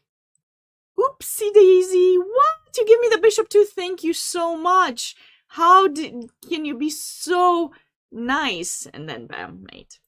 Obviously, that's not a good line, but I always love to show a nice mate. Okay, black does not need to take the knight, so we need to come up with a more forcing way to get them, to get the discovered idea so that we can bring in. You know what? I mean, technically, we could just move the knight. We can just go knight c4. It's with tempo, and we're threatening mate. So if black now plays queen c7, queen f6, I guess it's an alternative too. But maybe this. Forky. Cheeky. And we got the rook back. Listen, if there's no mate, we're gonna be happy with the material. That's, you know. You find a good move, play it. That will be the saying of the stream. Find a good move, play it. Wait, how do I go back? Wait, what did I do? Oh no, did I lose all my analysis? What did I do? So how was that line? I forgot it. Wait. So I was saying bishop takes h2. King here. If he goes bishop e5, right? That's what we're looking at, right? But we were saying if he goes bishop d6, it's a mistake because you go here, here, here, here, check. Uh-oh, sorry. Here, check, here, bam. Queen f6, knight b6, right? And if you go queen c7, there's still going to be a development, bishop development move, like probably bishop f4 with tempo. You're going to move, I don't even know where, because that loses. You don't really have a good way for black to save yourself. So that's an issue. So if you're going to go for those sacrifices, then you have to be very, very cautious about it. So typically, like the way it goes after bishop h2, king h1, they go bishop e5, but then there's this sacrifice that I was mentioning to you. Knight takes c6, and obviously if you take with the pawn, then we got this check, and we'll get the bishop, and black's king is in, you know, wide open. And if you go bishop takes e6 here, we take back, and we're getting the same position, but it's probably best that we have developed another piece and traded a bishop. And after this move g6, we're forcing white to take with the queen, and then we can get into this endgame where personally I'm enjoying white a bit better, like more, you know, more compact pawn structure and bishop versus knight, which should be like a small plus here. So this is the reason why black usually doesn't waste the time, because they're really behind with development, specifically the king being in the center. You can't afford to go for pawns like that. We've seen a very short game, miniature kind of game yesterday by Eric Liu, if you guys remember, one that kind of shows what happens when you start grabbing pawn after pawn after pawn, and you don't have a good follow-up after that. But this is the current is it the current? No. They played a few more moves. So castle, queen e2, and this is the current position. Okay, like pretty chill. No tactics going on. Black managed to bring the king to safety. No tricks, no nothing. We good here with black. I was talking about Eric. We got to his game. Let us see what's going on here. Oops, sorry. Okay, so yeah, so if you remember in this position, I did mention that white had the chance, the option to take the bishop or just go on one of those two squares. When on a4 here,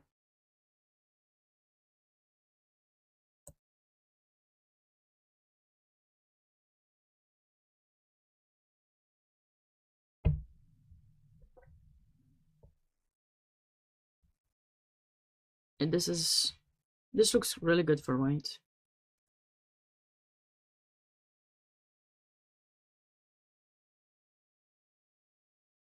So we can just capture back, and maybe queen takes f6, but queen takes f6, I do like bishop g5 coming in with tempo, maybe.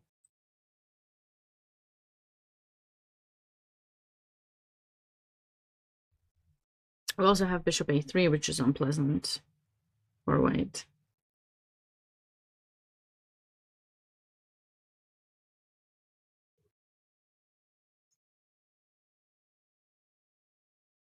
Something the white has to be mindful about, like for example, if you play here, you got to be mindful about the potential sacrifice here, right? Because when you take queen takes f3, so that's one thing you have to be mindful about. But other than that, so white is thinking here. I wonder why, because I think this is kind of obvious kind of choice, right? Oh, he did take, sorry. No, this is my line. He's thinking here. Is there another choice that we have for white here instead of taking the knight that I'm missing?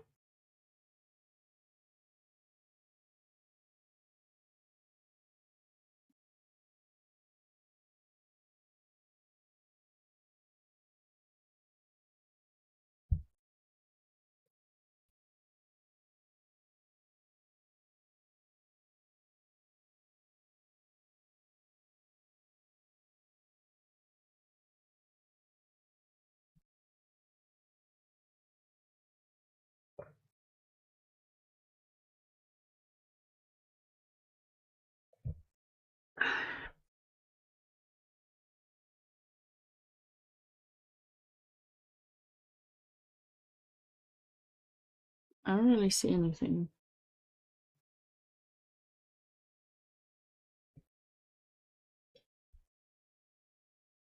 Maybe he's debating if he should play f7.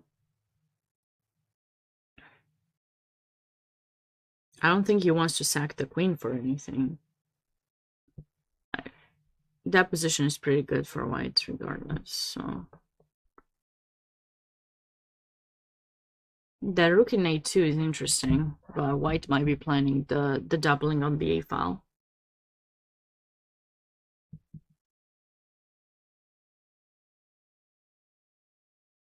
Lots of trades in this game.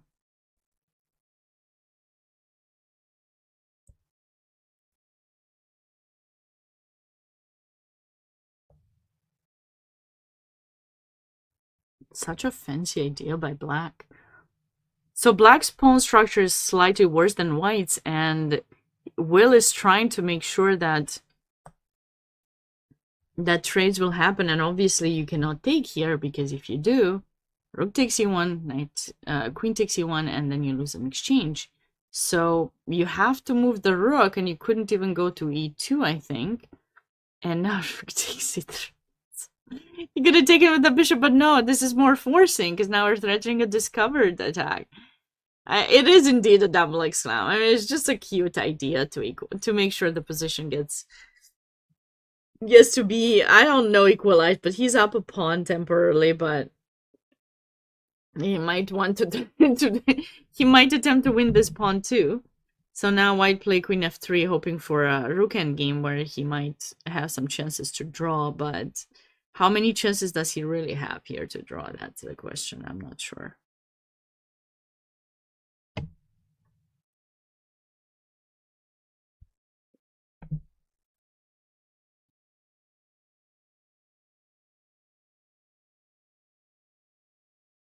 But Will is brilliant ideas found there. Seriously, I'm impressed. I'm impressed. Rook takes e3. Bishop f4, rook takes e3. Let's go. Okay, here white is castling by foot for some reason. I don't know. If this were a Blitz game online, you know, I'd say mouse slip. He wanted to castle, but he dropped the king on f1. But this is played over the board, guys. So I don't know why he played king f1. It's kind of funny. It's kind of funny, actually. It's like castle was perfectly fine, right? I mean, what am I missing here? Maybe these kids know the games are broadcasted live, and they are thinking, what move can I make to make Sabina think twice, maybe get a good laugh out of it. I'm sorry, but I don't understand what's so special of king f1. If someone knows, please explain, because I don't see it. Only that he wants the king to g2, but he can do the same thing. He can do the same thing regardless. I don't know, but it's cute. It was a cute idea. Was this the cutest so far? Probably. Probably the cutest idea. Okay, what's been going on over here?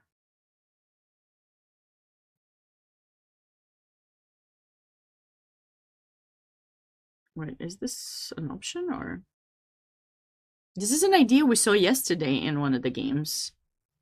Takes, king somewhere. I don't know. Should we give one more check? I don't know, or take.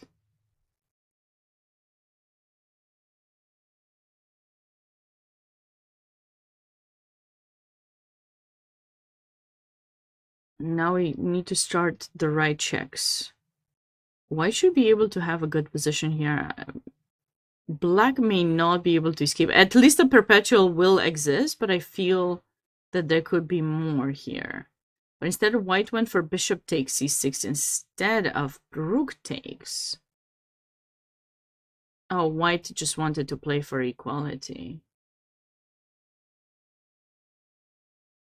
No, but...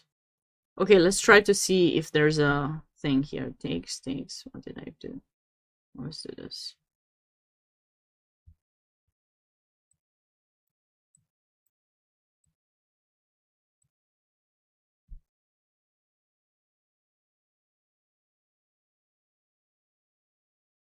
Or maybe knight c3. Because this queen can only go here and here. And we're bringing the knight to give a check on one of these. No, this cannot be survivable for black. Like, if you do something like this, like, your king will not escape. Will not escape alive.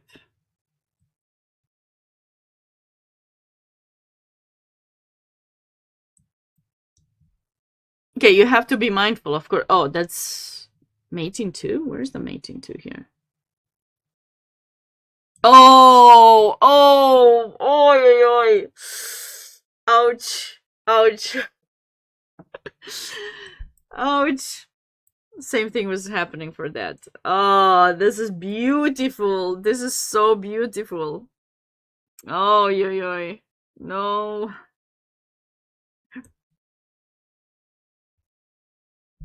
You can't even go there, so it's hard to assess when you're playing over the board and you are not sure how to evaluate the position. I understand not going for it, but at least you should know you have at least perpetual. So if draw is what you're trying to get, then you should definitely take this chance instead of the other one, in my opinion. It just seems like it could give you more. Like, it's either going to be a win or a draw. There won't be something in between. I don't think there'll be something in between there, but like, you know, with the king in the center and the rook not into play, you're basically playing up a piece. And the queen was out of play too. Black's queen stuck in a1 to get the rook. Okay, now white gets an extra pawn, and we'll try to improve this, but this is, in my opinion, much harder than the other line would have been. Okay, catching up with the middle school. Oh, well, what happened here? Quite some attack. Ferocious attack. Takes. Not good. I don't see the mate. How did the mate come about? Well, I'm starting to see some... Oh,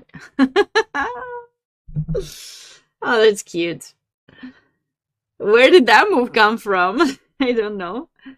Okay, now I see the mate. The mate is coming. Rook takes g3 is approaching, and now there's no way to cover. Okay, nice win by Brian. Definitely.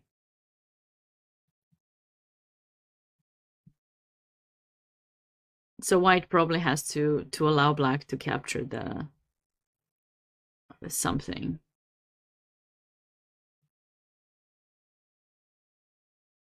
A bishop g2, I don't know. Maybe we take and queen takes and slightly better for black.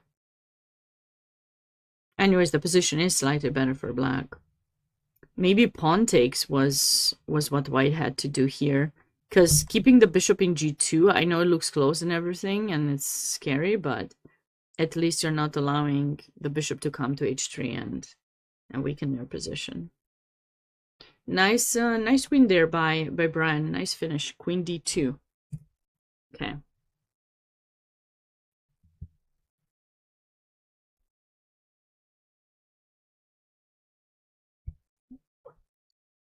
We have another knight bishop endgame, but check this out. This is a dominating force. The dominating force. That knight in b1 is dead. So Nitesh is on his way to win. By the way, you can never take the bishop because that endgame will be winning.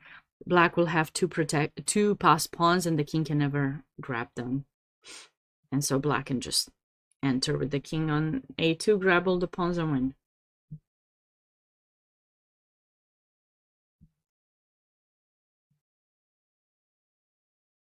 Yeah, that queen in h5 is going to be super exposed. h3, g4. Smart moving it out of harm's way. Sebas. That bishop and knight in game definitely winning. Yeah, definitely winning for black. There's nothing that white can do. And if you're wondering where's the entrance, well, you don't necessarily need to worry about much. Like, you put the bishop in c1, and then the king will have to go down, and black's king just enters. I mean, there is an entrance, not to be panicked about that there isn't one. White chose to trade queens. That's just surprising to me. I mean, why doesn't he keep the queens on the board? Maybe he feels that this endgame is better for white, but is it really? Of course, the knight in e5 is a dominating piece, but doesn't necessarily mean that things will be going well.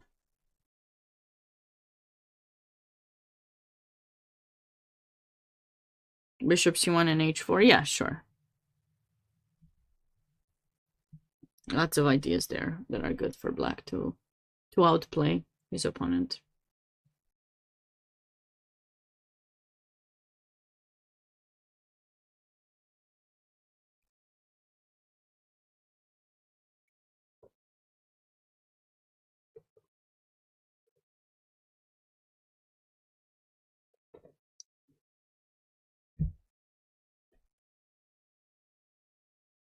Keep talking. No, it's fine, Sebas. It's fine. It's fine. I'm trying to get some other... Oh. Uh-oh. You can't take because of this. And if you take...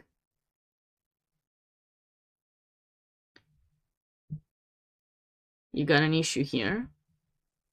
And then this is hanging again. I think black just missed 96.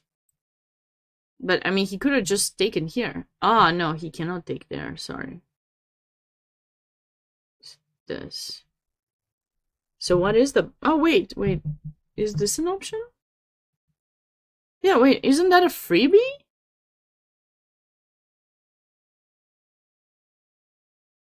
This doesn't work. Just castle. You're up a piece. Okay, this is surprising that d5 was played. Black must have just not realized knight d6 is a move. That's tough. Now pawn will be lost, and it's going to be difficult to hold on to that. This position looks fine. Catching up with elementary. We stopped long. What is happening? We stopped long time ago, actually. Like here, early in the game when I first went over this game.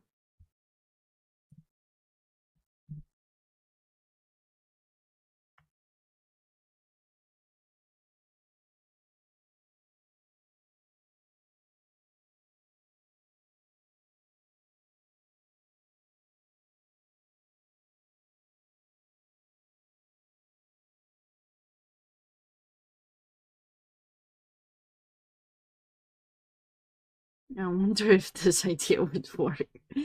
Like, you think you can attack me? Try again. But okay, Tariq is trying to outplay his opponent, so he's keeping more tensions. It makes sense. But like, you think you can sacrifice? Nope. Never. It is never happening. Okay, he's keeping the tensions. I like it. Yeah. He can take, you know, both d4 or f4 at some point, or go e4. Playing Capablanca style positions. This brought in some attack for black. Okay.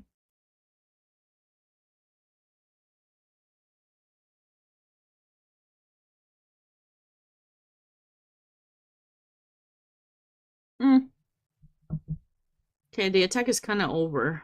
I really want to play that move, but maybe I should just develop first and then consider it. Because I really want to play, but it's too soon, I think, right now to do this. You know, I don't want to give up the bishop, so just knight c3. You know, we still haven't completed. Or actually, knight a3 could be nice too, and try to bring it that way. But no, I like knight c3 better, probably. Development is important.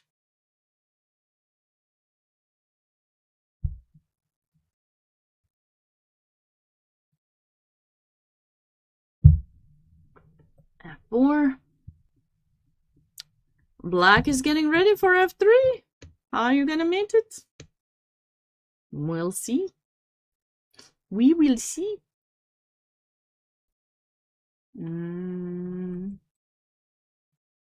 Interesting. Was this like... this was that canal where the bishop went back to f1 and now putting some pressures. Sure.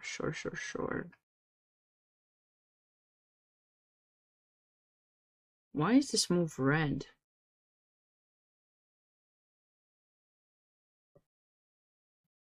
Oh, this was that move, I remember. It was making it red for no reason. Yeah, f4. This looks nice for white. Because the center is somewhat closed, you can always go king h1 or king h2 and then g4, g5, by the way. Can pressure black here.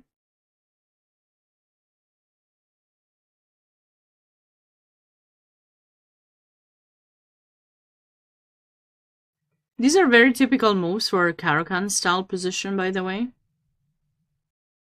And both players have castle alongside, so it means white's attack is not going anywhere on the king's side. So he makes sure this is protected, and he's gonna try to take control over e5.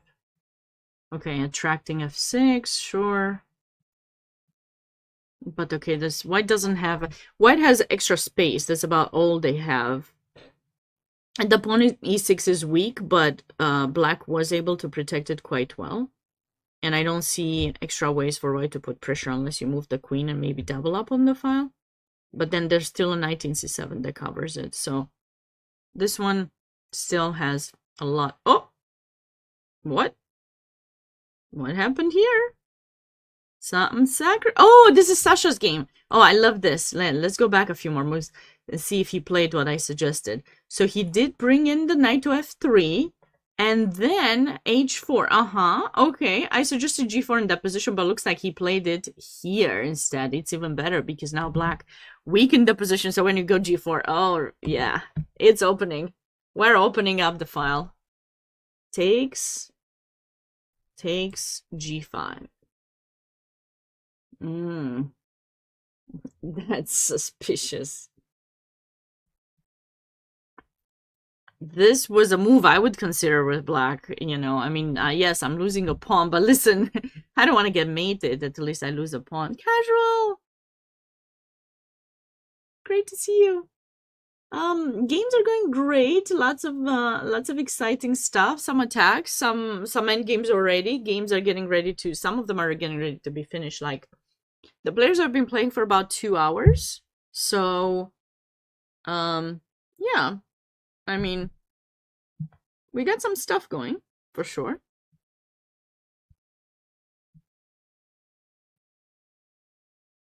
Nice. Aw, this is cute. Take my knight. Nope. Nope, it's not over. It's not over. I'm ready for this. Totally. Totally ready for this. And you're not gonna survive. Okay, black is trying to cover the king now, but queen for rook and knight is quite... And how many pawns, actually? Sorry, queen and 2 pawns for rook and knight is definitely going to be devastating. I think Sasha might have already won here. Yeah, he won. Nice. Nice game, Sasha. Very nice attack. This game still has a bit of life in it, because white will create an A-pass pawn, but hard to say.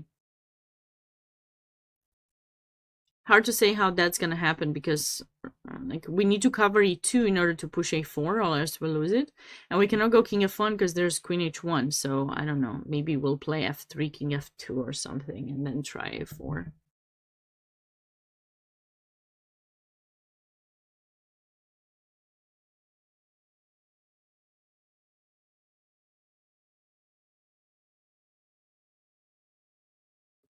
It's actually nice. Pay attention to what black did in this position. So after queen d7, he wanted to trade queens, but he did not go for it to help white get a bit active. Instead, when queen b8, doesn't really have any idea other than maybe rook d8 to try to attack the queen. White went back, and now black is bringing the queen back to where it belongs in a way, like maybe e7. So if you trade, then we're good here. Takes here and rook c4. And this is a blunder. Why is this a blunder?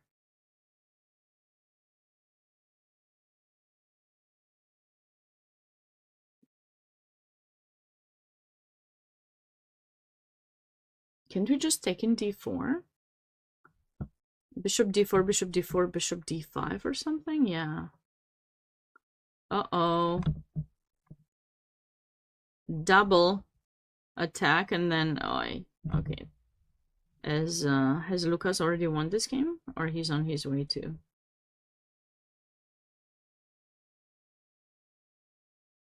Okay, he won. Nice. Okay, that was kind of a tough blunder here by white.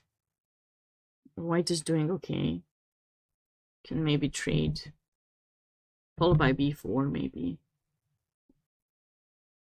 Bishop takes, maybe b4.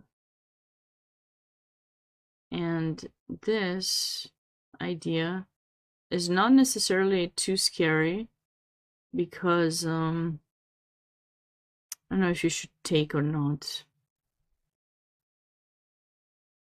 That might trap the bishop after take, or actually we don't even need to. We need to take, and then rook b3. So this idea does not work for black because the bishop gets straight. 3 games today, that's right. 3 games today. It must be tiring. You must not know me, man. You must not know me. Or lady, I don't know. Sabina never gets tired.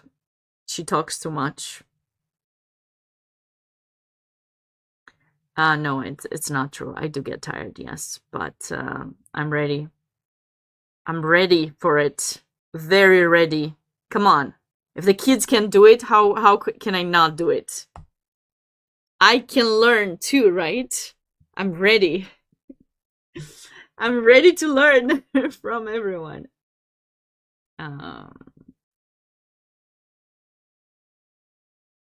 So that was a nice win by Lucas.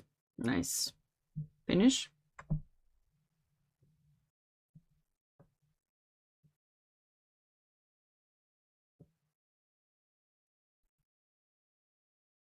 Pawn takes.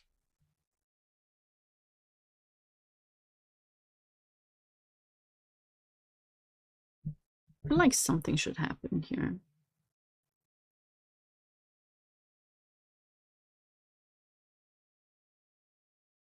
You don't feel tired when you do what you want? No. You do feel tired when you do what you want. You don't feel tired when you do what you're passionate about and you're enjoying. No, I do get tired too. I will be taking a few more breaks today. Yesterday I did not take any. But I will be taking some breaks, especially because the light is sometimes too much, or maybe I'll wear my glasses too. But yeah, I will be taking a few more breaks today. And yeah. And hopefully order some good food too. I thought I'd have time to cook, but I don't think that's happening today. The cooking is not happening today for me. Maybe, who knows? Maybe I'll just feel like it.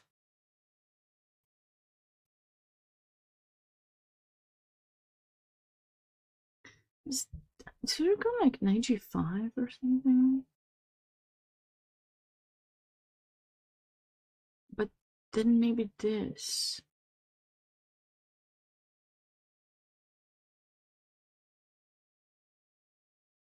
So in the game he took, right? So what was the thing? Like originally I was thinking about this, but he can just take with the queen. Like even with the rook, no, with the queen, and then you have a check, and that's about it. So I'm just trying to figure out what would be a good move here for white after knight b6. Do you guys have anything? Uber Eats, yeah, that's what I may do. We'll see.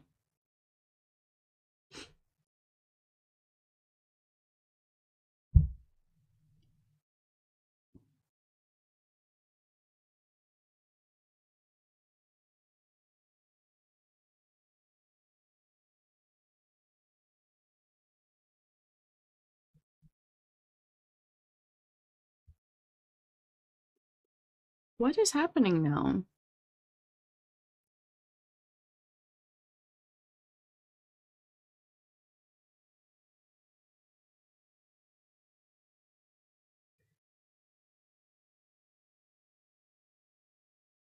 Bishop a3?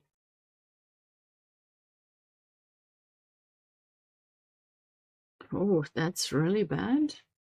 Is there a sacrifice already, like knight f4 and stuff? No. I'm missing some tactical idea present here for both sides. There's no it's this, is it? Ah, it's this. It is. Check. Or no, knight f4, sorry. Knight f4 first. And now we're searching check and mate. And now if you move the king, then we see where you move it, and then queen h4 or queen g5. This is bad. This is really, really bad. Okay, so bishop a3 is not a good... So, okay, we figured at least one thing. We need the bishop there so that, that doesn't happen. I guess this could work to keep the knight protected, but we should have something here. So bishop g5 maybe first? Queen f7? And maybe now take? Still not take. So taking is not the right approach. So maybe now knight d2? Just simple moves, right? Just simple moves of development. I see. So apparently this allowed black something.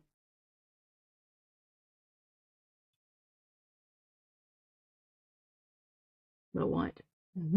Because it wasn't that move. It will have to do with this opening because I fell for that before. I already fell for it once. So I already know. I already know not to fall for it anymore. I probably will again, but can I just drop the knight? Bam! No. Rook b8.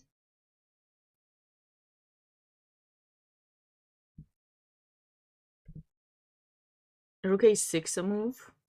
Oh, in the other position? But what about something similar? Ah, rook a6, okay. Okay, yeah, it is. It is nice.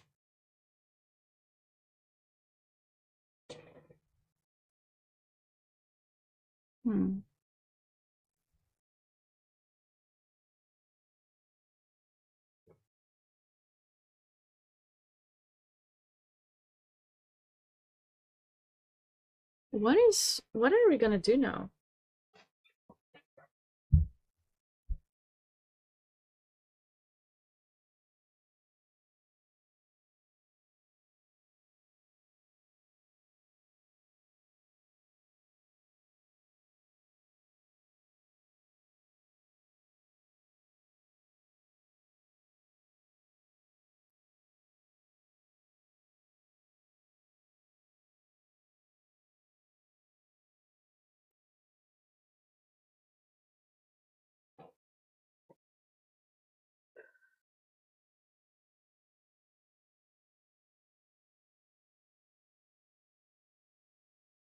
I don't know. Help me out. I don't see that brilliant of an idea for black. Can it be knight c8? It's kind of... No.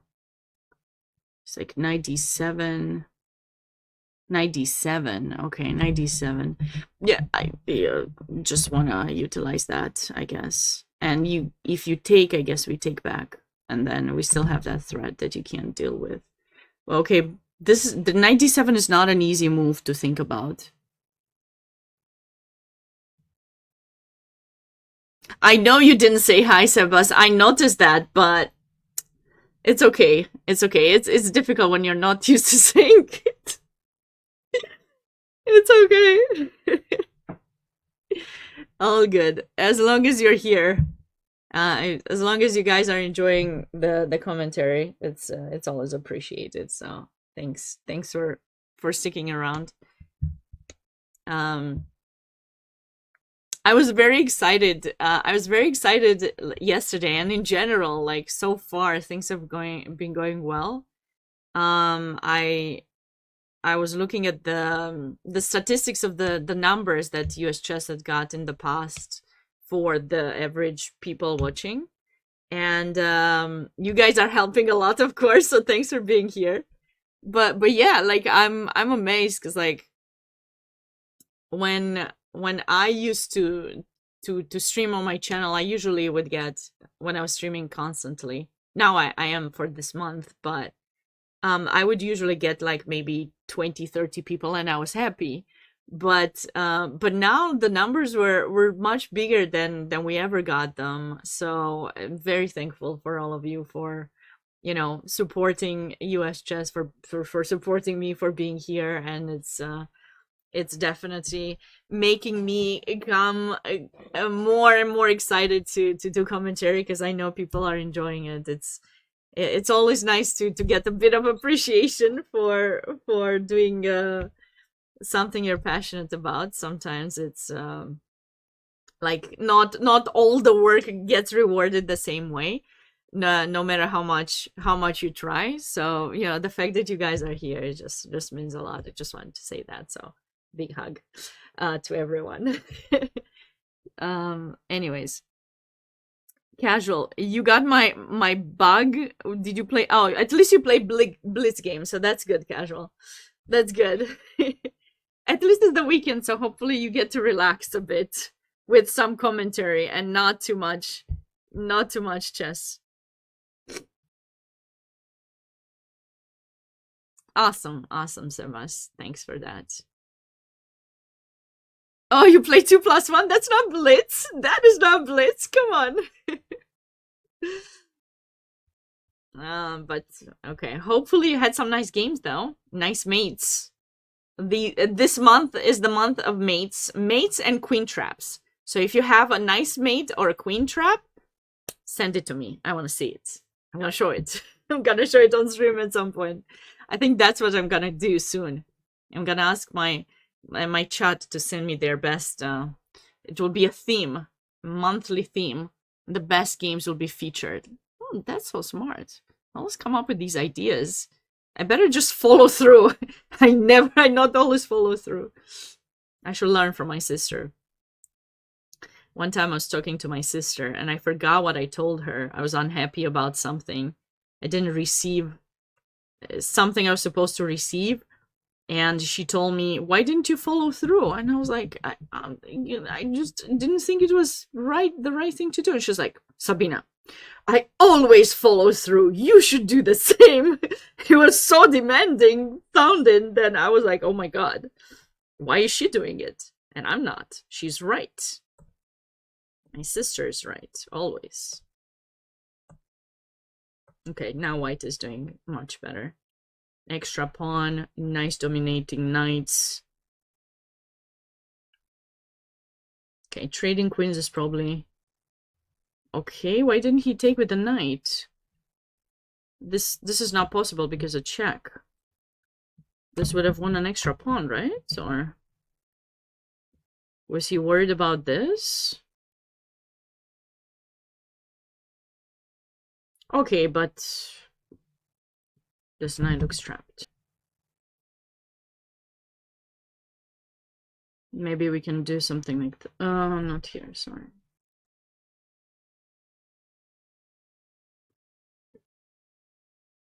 Oh, wait. This is hanging. I was gonna go for this line. I was just so happy, and then I was like, this is hanging, and this is hanging. Oh, wait, knight c3. Okay, where do we move the rook? They go rook c1. Knight b5. Now we take. Yes, that's how it did. And we have two connected pawns. Should be good for white.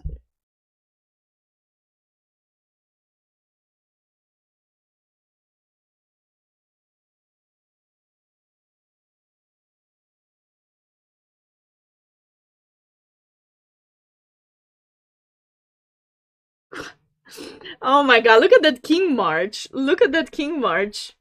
I love that. Oh. Was there a nice mate? 96. It's approaching.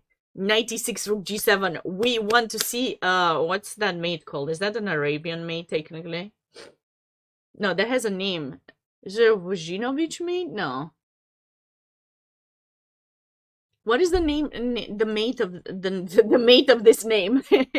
What is the name of this mate? I don't know if that works because knight takes, or maybe it does. Does it? And then we just go somewhere. And if you go here, then we have this. I always wanted. Wait, it's not mate. Oh. I was gonna give a knight mate. Where is the knight mate? It's gonna happen eventually. Maybe this. But it's not mate yet. We're missing the mate. Maybe g4, g4, g5. G4, no, still not mate. Okay, there's a forcing mate in 8. Wow. Well, good luck finding that one. Okay, we can just... Do we want to try to find a mate in 8 here? Or we have sufficient material that we don't need it? But when we play, we don't know it's a mate in 8, so, you know.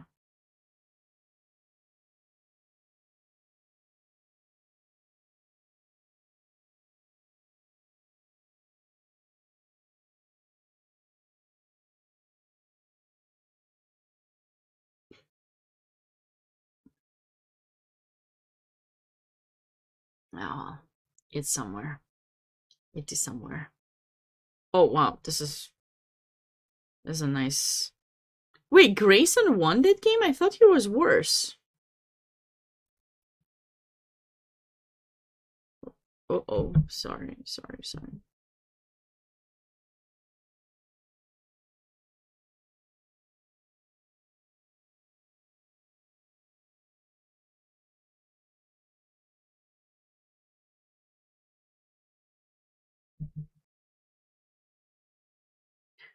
When reviewing my games with the engine, if I see a mate in 8, I ignore it. Is that wise? Why would you ignore it? Just try to solve it. Just stop the engine, you know it's a mate in 8, and do it. And just try to solve it yourself. Might be nice. Might be a good training exercise, you know?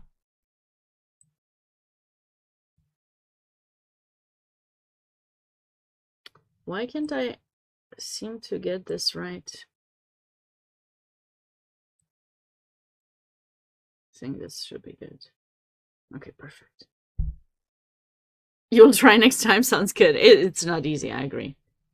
I mean, there are a lot of interesting positions. I'm not going to go for that. But wait, this was the game that... How did white lose the queen? This is the game that black missed the opportunity. Do you guys remember this position? When white played knight a3 and black had the option to take the bishop. And then if you took, then we don't take anyone. We give this check. Have to go king g1. We take the queen and we're threatening mate. So we actually don't have the time to take the queen because of checkmate. And if you do take the rook as an in-between move, then we take back and you still cannot take the queen because of the mate. And then black would capture back. So I thought the position was quite equal after that was missed, but it looks like Grayson was able to somehow win a queen. So I want to see how that happened because white was doing quite all right here. Oh.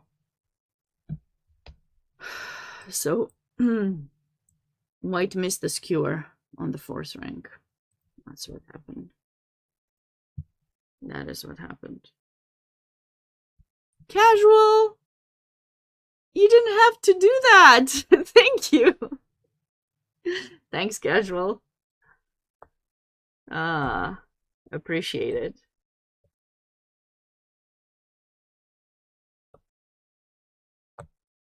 Here. Here.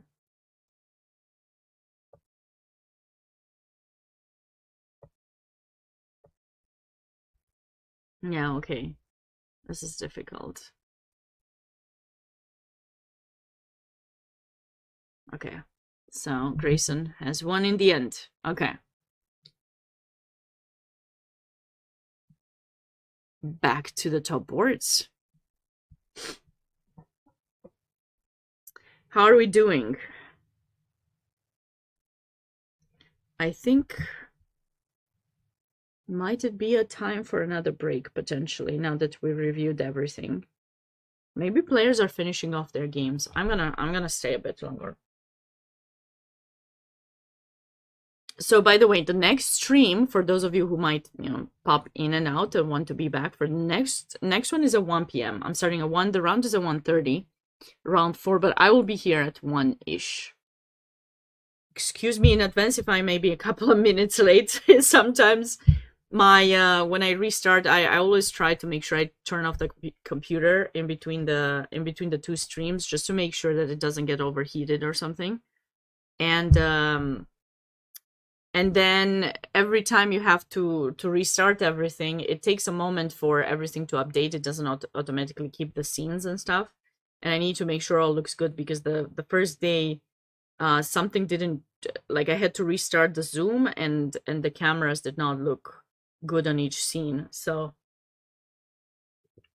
I need to make sure I have that fixed each time, and sometimes I have to restart because it doesn't pick up the board or something, but I'll be there.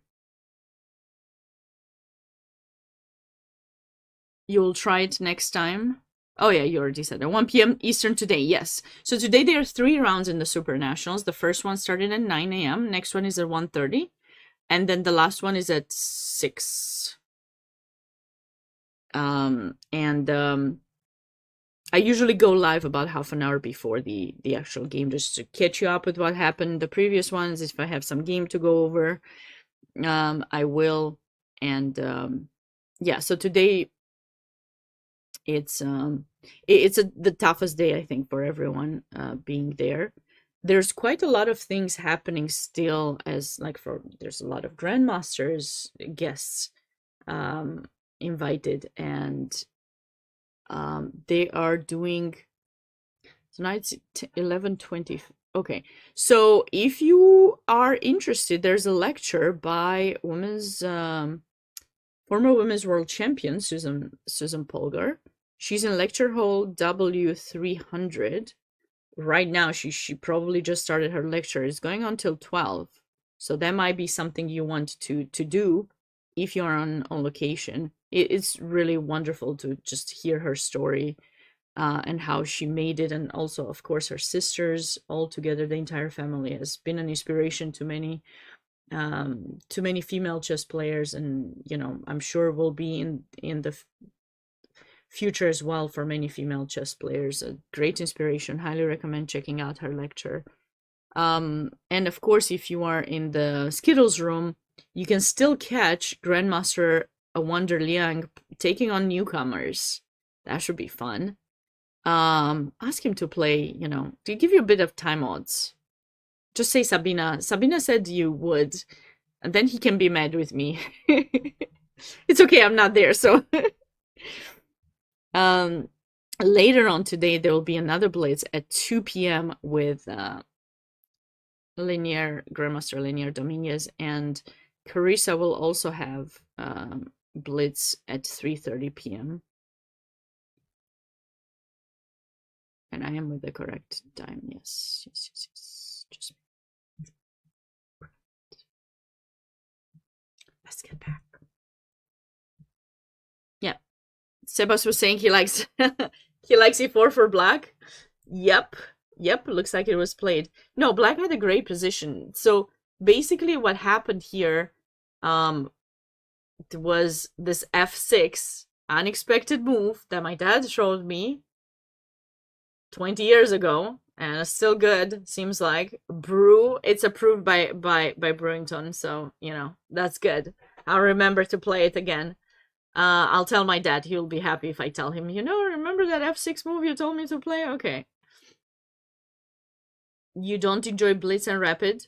No, this is like just for, inspiring the kids, just having the opportunity to play with some top players in the country. I think it's nice. They won't be able to play everyone classical or rapid, so that's why. So anyways, basically, black has gotten a Queen's Gambit exchange variation with reverse colors, where white played, first of all, wasted this move with knight d2, should have had the knight out to c3 or to d2, and instead wasted a time and now played c5 too. So I was mentioning to everyone, it's very important to keep the tension, because by keeping tension there, it reduces the possibility for black to play this with remaining with a strong center. So white has made a big mistake with that move, and now with the knight not being in f3, this move is also not possible after the capture. So black gets e5 in, and now those pawns just should march through. And it's definitely the e pawn that you want to push forward. I'm surprised he actually pushed the d. Typically, this is the one that you want to push forward. Maybe not yet, but just to kind of open up the bishop control f3 and just kind of focus on that side. But I don't know why he pushed d4 here. Maybe even, I don't know if this would work.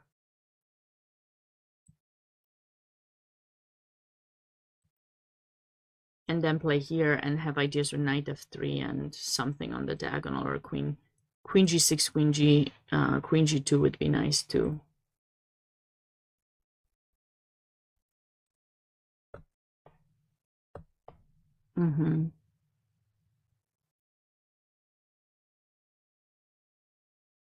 Okay. Yeah, now e4 and this is an option. This will be an option. This looks nice. And actually, you may say, but why is he doing that? Isn't this working? I think not, because queen takes e5. And if you take with the knight, what happens? This? You think so, right? Ah, knight g3, sorry, not that. What happens if white takes with the knight? Casual, thank you again, by the way. I don't know if you heard me earlier, but I appreciate you didn't have to do that. GM flexing his central push, yes, definitely.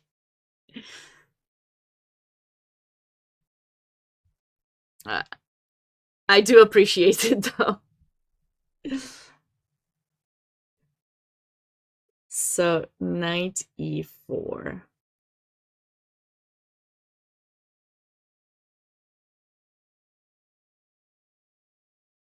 What is the best way for black here? I mean,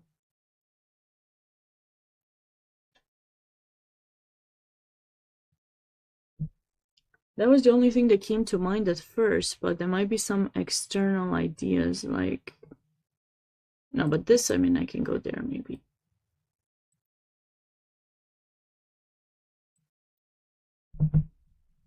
Is it d3? Oh, is it d3?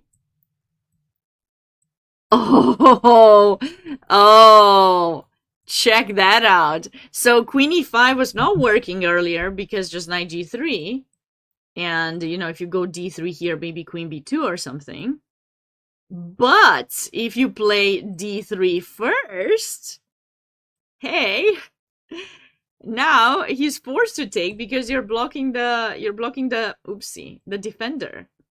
So you have to take queen e5. Oh my god, this is so gorgeous. It didn't happen, but it would have been gorgeous. Okay, so what happened? Knight d6. Okay, so it's just closing the diagonal. Now he's might be thinking to take because the queen e5 one. I'm not sure if that even works, but should I play e3 or d3? I feel like one of these. Definitely not that one.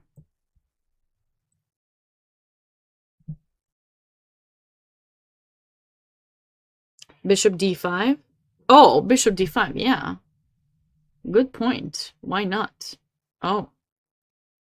The engine does not like it. Well, maybe, can I take now? Or is it the same thing?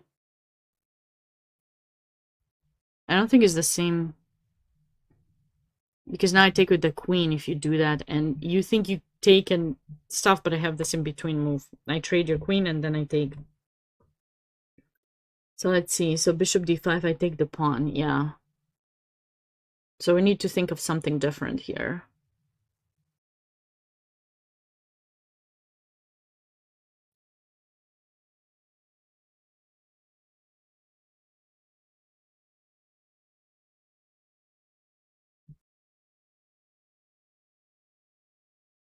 d3.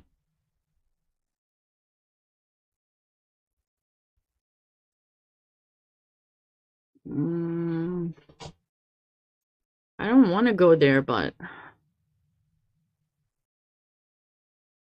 at least I have some pressure. Do we have other things or just d3 looks nice? I mean, I don't know.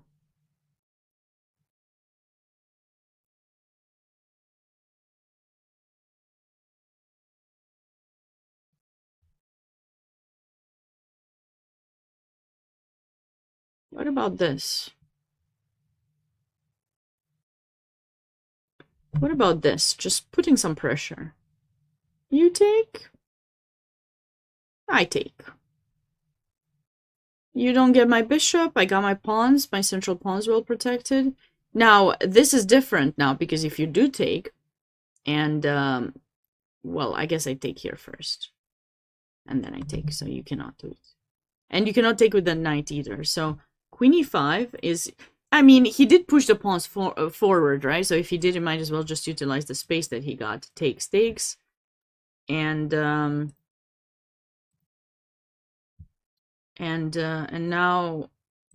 what if you played this move, let's say? What is the best approach for it? I think we can just take, right? Freebie. We'll take it. Looks nice. Certainly does. Okay, so Brew is on his way to win that game, very likely. Nico has gotten... How did the rook make him b5? Like, how did that rook make it to b5? That was not very... Oh... such a nice, like, retreat move here, queen c2. And it does invite. It does invite. Like, that pawn is weak. You have the rook on d5. You know, it does invite rook b5. But listen, that rook will not survive there. You need to be super careful not to get it trapped. And what is black doing? e5? No. The rook. The rook is not happy. It's not gonna be captured immediately, okay, but it's just it's gonna be completely cut off from the rest of the pieces, and it's not ideal. No, f5 is some kind of break that you want to do. If you break with something, this is the way you want to do it, because if white will push here, for example, then your rook will have a retreat. But e5 is just immediately probably responded by Nico with d5, and that rook is not gonna be okay. It still will take some time to win, but that rook is not happy. Oh wait, they made a few more moves actually. Here, that's it. Now Nico's thinking how to deal with that rook, how to make sure that rook stays out of play, and he can focus on something better. I wonder if queen a3 is an option. Maybe not. Let's just trade the queens, and that's a weakness. That is a weakness. Knight b2. Oh, even nicer. He's directly thinking, I'm gonna play knight d3. I'm gonna play c4. Let's see what you have in mind with your rook. How are you gonna save it? And if you play c6, I think that rook is still trapped. Can we go here? Takes, and that rook is still... And this maybe to try to save it, but nope, not happening. We're taking it. We're taking it anyways.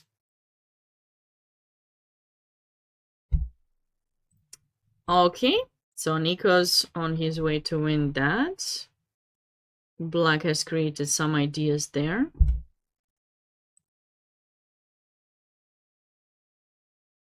Actually, I was curious what Tani did in that position, because we stopped around here where he was trying to get his king. He has much less time than Chloe. And I remember Chloe was entering time trouble in the past. Does not anymore. Very good. She's worked on that.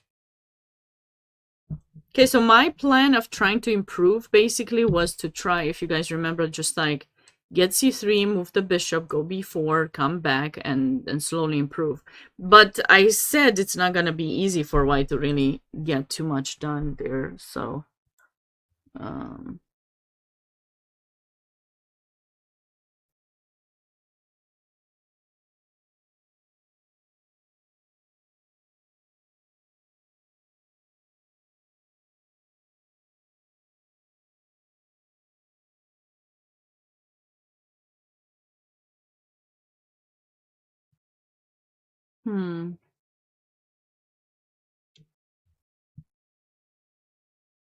it's not easy to improve here.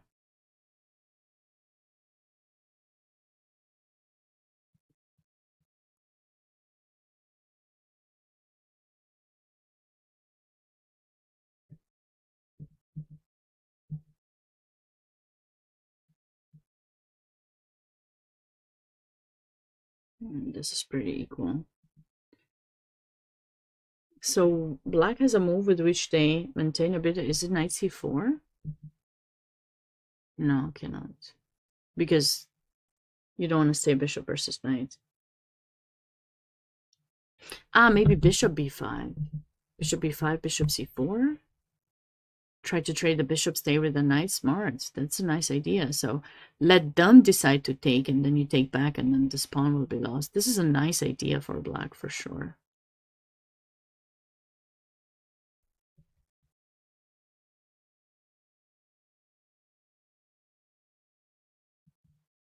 Okay, Eric is up in exchange. His opponent resigned there. This looks okay. This was the rook endgame we talked about. Might be a draw. Not much has happened here. This is the game where where white did not castle but play king f1, king g2. I think they're just trolling. They're trolling me or their opponent. Like, I didn't understand. So g3 was played, and then white could have just simply castled, but instead king f1 was played. So no, it wasn't a mouse slip, because I'm telling you, like, they're playing over the board. So no mouse slips over there. So that was kind of fun. And then this was the game where white missed the opportunity to take in c6. And now, how are things looking? They're looking quite... Okay, they created some chances. So there are pawns on both sides of the board. And typically when that is the case, the bishops are slightly better than knights. But in this situation, that they might not really be slightly better than knights, because, you know...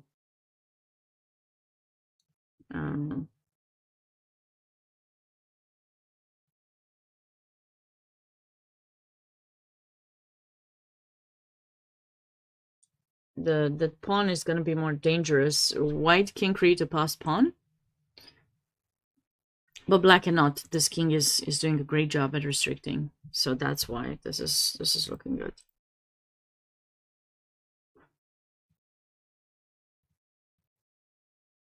Okay, so this was a nice win.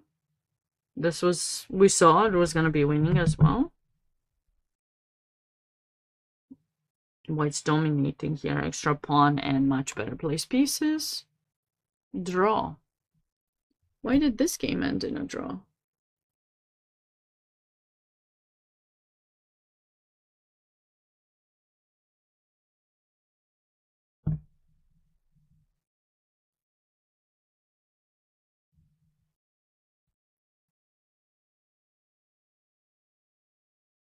White missed something here. Or maybe black offered the draw and they agreed? Wait, h4 in which game? In which game? The previous game, casual? Here? Wait, which... I don't know which game. I went kind of fast, so I don't know. Maybe here, h4 you're saying? h4, h5?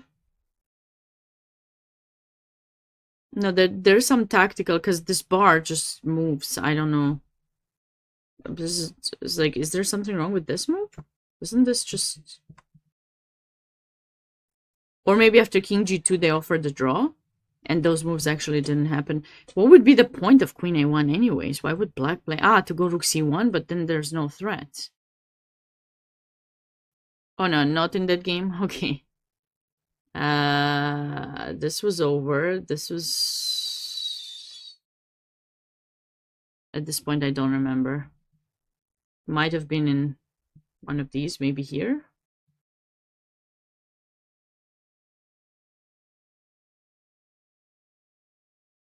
In this one. After h5, I think the position was after h5 here to go h4. Yeah, that's a decent idea to stop g5, if this is where you meant it. Yeah. No, but the position was already here. Maybe you just meant here white should play this next. Yeah. Here, h4. Definitely. He's thinking about it, I guess.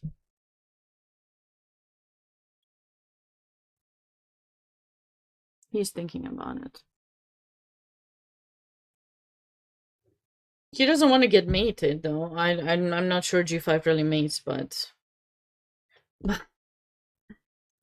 Maybe you can wait for black to play here and threaten g5, then you can play h4. You can wait one more move. Like, let's just wait one more move to see what's gonna happen there. Maybe. Okay. So this, ooh. Okay, extra. Yeah, that's a nice one. Wait, I'm in the wrong thing. I'm in the wrong thing. I was like, I saw those games before. Sorry, I was in the wrong place. So that was over. This is totally winning extra piece for, okay, this one finished in a draw. It's just a bit surprising. Ooh. This is that game! Oh, White still won. This is that game that White played this gorgeous move. And now, look at that. Oh, look at all this initiative that White got. Black never got to castle or develop their rest of the pieces. How many boards are connected to DGT? So there are 27 boards. 27 boards. So we have 10 in the K through 12. We have 6 in K through 8. 4 K through 6. 4 K through 5 and 3 K to 3. K to 3, yeah.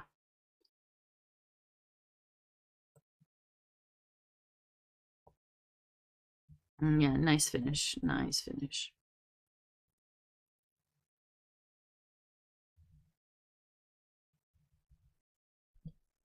And I think that pawn should not have been pushed. It's gonna be lost, very likely. Can I just do... Ah, sorry. I was gonna go here, but...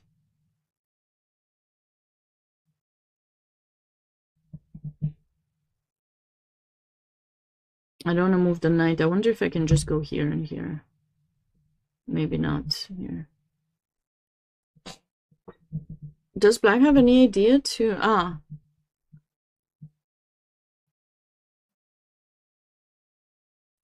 This allows the takes. I wouldn't do that. Although it's still kind of equal. Chess! Hey! The lucky cat worked? Which board did you play live? Which board were you? Or can you tell us? Or knight g4? Oh. Well, I guess rook f4 is good too. Knight g4 first. That looks nice. Oh, it wasn't live? Okay, but you won? That's great. So you came here to see the lucky cat again? Is that what you're saying, Chess? Do you want to see the lucky cat again? I'm teaching the kids wrong. I'm teaching them to be superstitious. That's not good. Sure. Okay, I'll bring the lucky cat. 1 second, everyone. Give me 1 second. This is funny.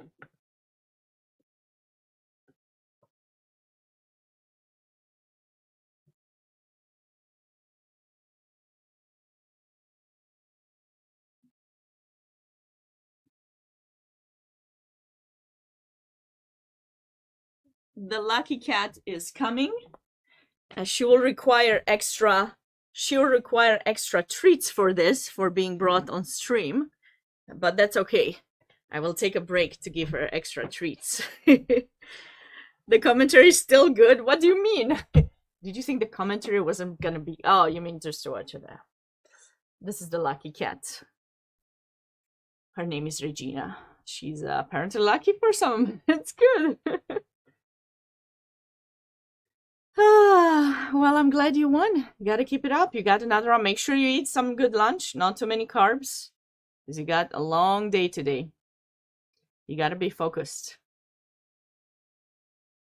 She's so cute. I'm glad you like her. She's the chess cat because she her name is Regina, which in my native language means the queen. She really is. The lucky queen. Now I'm just gonna call her Lucky Queen. That will be her new name.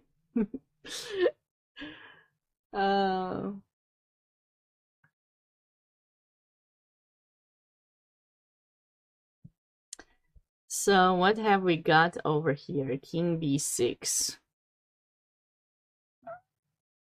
Oh, hi. You came to say good luck to chess? Yeah, she came to say good luck. And see some games. Does not like a7, clearly. It's like, no. I don't want to see that move.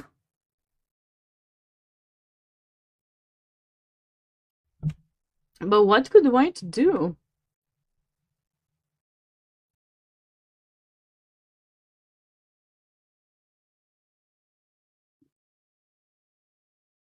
Hi, Lala. Welcome.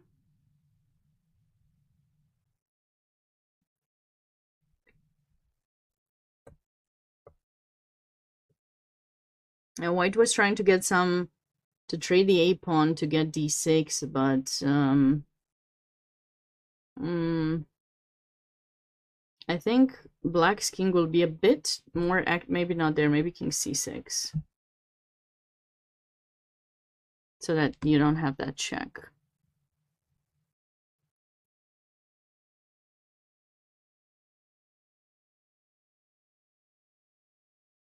Yeah, it's not looking very good for white, but maybe he'll be able to somehow survive. We've seen this this nice ending here. Let's see how Tariq is doing. Oops. Okay, Regina, that was your good luck message. Good luck, everyone. I hope you had enough of luck. I sent it your way. But remember, right, Reggie? Just tell them. Remember, the idea is to try your best to play good moves, learn from this tournament, even if it doesn't, you know, if you don't win all the games, just make sure you learn from it and you're having fun, right, Reggie? Okay, that was approval. That was the meow of approval. Now she's gonna go, and I'll give her more treats once I take the break. Go, Reggie. Okay.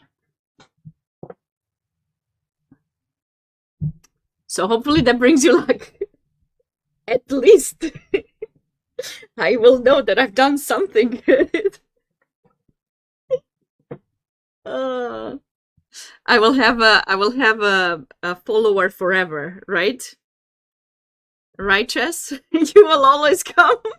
Every time you play, you'll be like, Sabina, I need to see your cat.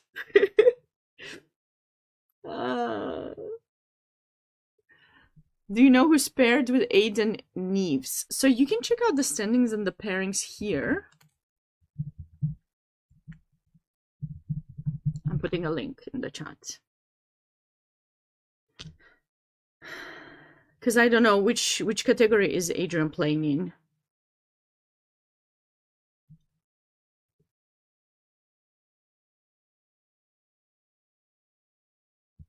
If you tell me that we can check it, or you can check it on that link.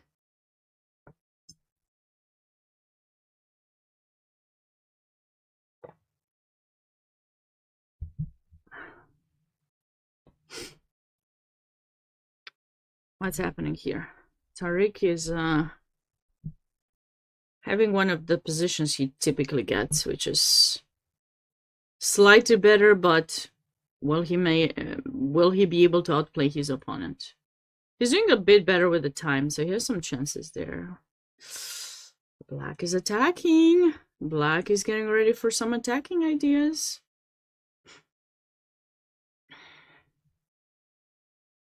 Retake.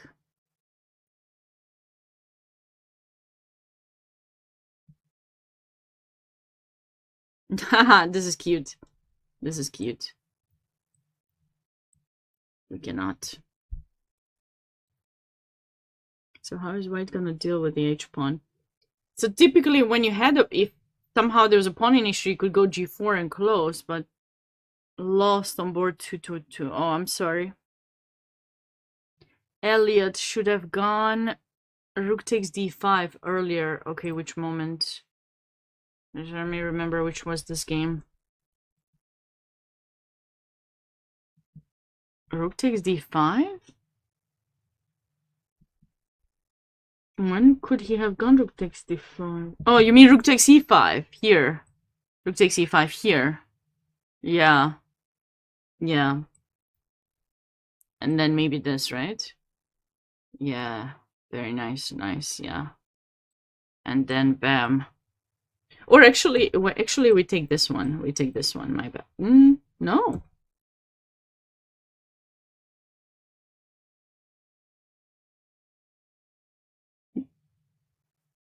We take b6? Knight b6, knight d5? Do you think we have something better? Because it says +4, and when I take there, it does not like it. So I think we have better. I don't know what the move is. My engine is... I don't see it, so I don't know. No engine, it's just the bar. Is it rook c1 that would be? Or maybe, is it knight e4? No. Ah, knight d5 to get the queen in? Ah, smart, smart. Right now. Yes, Lala. Nice, nice, nice. Well done. Bam. Now we do this. Listen, we're going for the mate. This is a very nice... This would have been a very nice attacking idea for white to really get into play. Because you're having an opposite side castling position. So you have the c-file, but it's blocked right now by your knights. And even if these knights go away, even if you put the rook on the c-file, you won't have much. But yeah, this is just a brilliant touch. Very nice idea indeed. But now knight d5, beautifully found by you guys. And now this looks, yeah, scary. This looks scary. So Elliot missed that chance and he played queen d4 and now knight e4, which, okay. But he's definitely looking for some sacrifices. I think he definitely wants to take, but it might be slow. It might be too slow here. So like, I feel that this is what he wants to do, but black is not gonna take. But even if they do, maybe this is not leading to anything because black might start here first with some chickies. Takes in f2 or something, not takes in f2 maybe first. It is a hard move to see indeed. It is, yeah. But I'm sure he wants to create some sacrifices here. Actually, could like if you take here, could white go for... No, I'm just really worried about this. But we do have those sacrifices, knight d6, knight b6, right?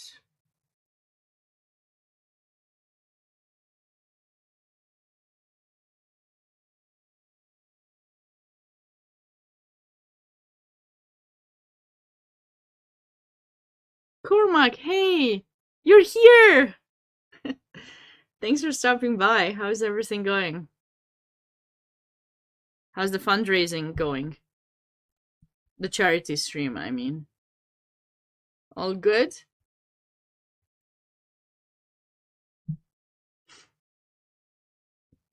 Knight takes c4.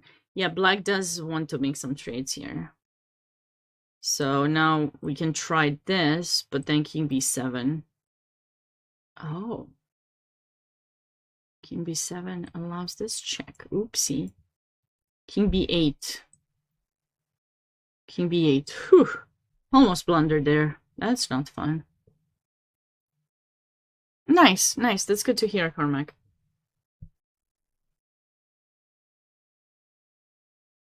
I'll have to message you and see what other streams you're doing.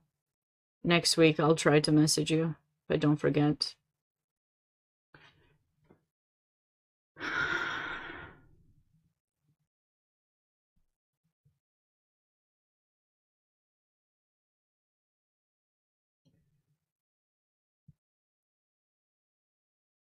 Tariq is winning? Let's see. You saw the bar. You looked at the bar. Don't worry, Lala. A lot of people don't say hi. I'm used to it. I'm used to it. It's okay. It's okay. We're cool. We're cool. A3. Don't look at the bar. Don't look at it.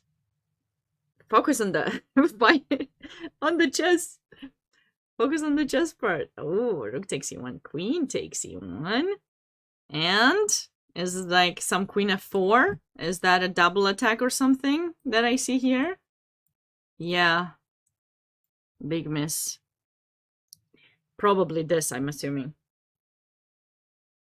Because you can't protect both pawns. And if you go Queen f2, I think we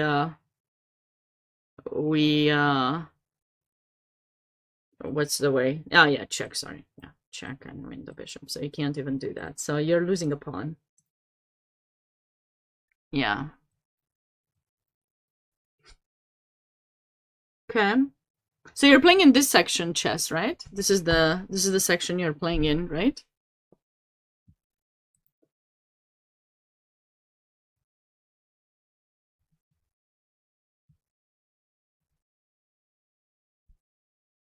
Okay, I just got a question. I really need to know. Is this move terrible? Yes. Okay, let's figure out why.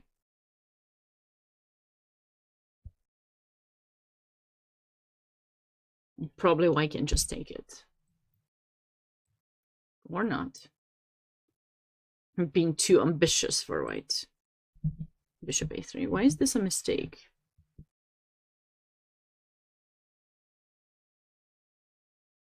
Got a k6. Okay, got you. Check crazy sacrifices first. Of course. Of course. Listen, I'm the commentator. They're not my pieces. I can afford to sacrifice them and figure out what's happening. That makes for better content and ideas and calculation positions. It gives me some workout too, and hopefully all of you watching as well. Bishop h3, it makes us think, okay. We see the bar, we know it's there. It's not my rating. No, it's not my rating. My rating is under the table. My rating has dropped a lot. So I can afford to, the plan is to lose as much rating in commentary, because it's not a real rating. It's like, not, and then get it over the board. That is the plan. I figured out.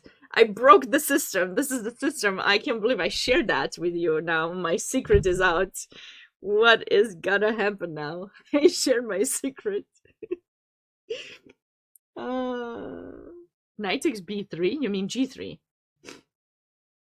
Okay. Oh, that was so good. That was such a clippable moment. Oh my god. Lose the rating in commentary and get it over the board. Like, I'm gonna write that and I'm gonna make a comment.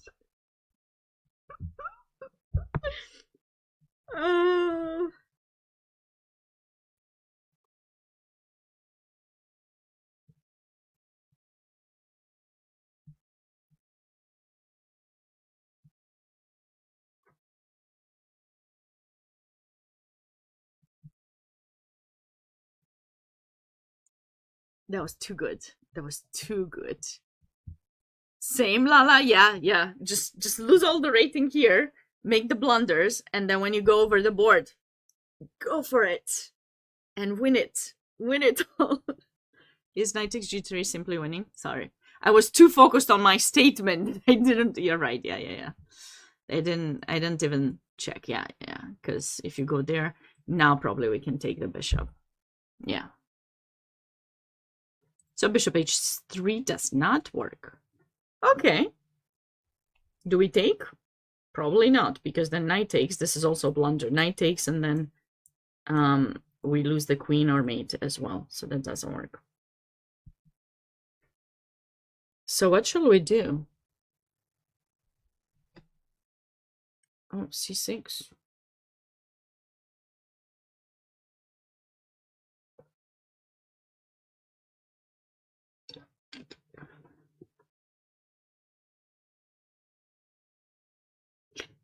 I think black was trying to get white to take with the bishop or something, and or maybe to go d5 first. But no, d5 allows the capture. Or because if he takes with the knight, there's this, and it's just GG. So what was the idea? Oh, I see. So he wanted to do this for once white takes, that pawn is the shield. So white cannot capture their own pawn, right? So we're not going to take it back. Now we're going to move this bishop somewhere, maybe here, or maybe not there, somewhere else. But the bishop is going to move, and then your pawn, you can't capture your own pawn, so it kind of blocks white's attack. So it has an idea behind it. It's not just a random weakening move. But white seems to have like first thing I was looking at that I would like, but probably there's king b7, maybe not. Something like this would be some. Yeah, that's terrible. But I would like to try to get that pawn. So maybe queen here, then you c5 a thing. Okay, so we don't want to take it just yet. Yeah, queen b5. Queen b5. It's just somehow loses. I don't know. Maybe king b, not king b7. King c7 maybe. Something even better than that. I thought it was king b7 or c7, but there's probably a discovered attack. King b8? No, because you're taking b6. Can we take in f2? Maybe we take in f2 because now if you take with the knight, I think we can just take. And if you take with the king, the queen comes into play or something. Yeah. Something. Tactics, of course. Yeah, no, this is the sharp position. You can easily blunder. And the players are getting low on time, which is gonna make this extra spicy. Extra spicy. No, but check and you probably will not. Oh, and oh, sorry, just check, and you have to keep the king to protect the rook, because if you go here, I take anyways, and then I take the queen, right? But where do you move the king here? I'm just taking here too. So if you go here, then probably check. Yeah, check takes, and then no, this is bad. This is bad. So that's why queen b5 unfortunately does not work casual. So what's the move? Knight takes g3. Just take the pawn. Yeah, I like that. This was the idea Chess suggested earlier. I mean, it makes sense. Just don't touch c6. You can take it anytime. And this is a move with tempo. No capturing f2. Maybe. And now you gotta move the queen, and maybe we can capture in c6 now because, you know, our king is now covered. And there's no mate actually for black here anymore. Because even if queen, if you could, you cannot go queen h4, but even if you could go queen h4, rook h8, you actually have no mate because h1 is covered by the knight, so you can only give this check, which would mean king f1. White is fine.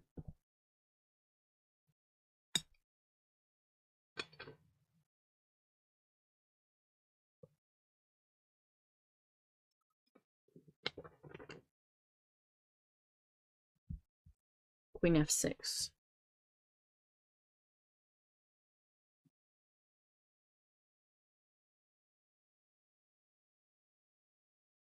Okay, but black doesn't have... I think now we can just take, probably. Now that you don't have the capture in f2, sure, you can move the bishop, but then c7 is happening, and then this diagonal opened up, so white can switch over the queen and just... sorry, infiltrate. Or queen b5 and take in b6 infiltration.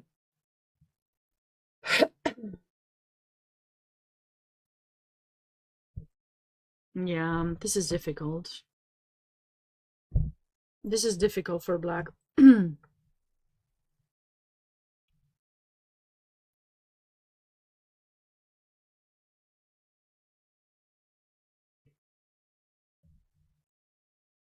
White looked good. Wasn't that pawn ready to get promoted somehow with rook d8, something like that? What do you guys think?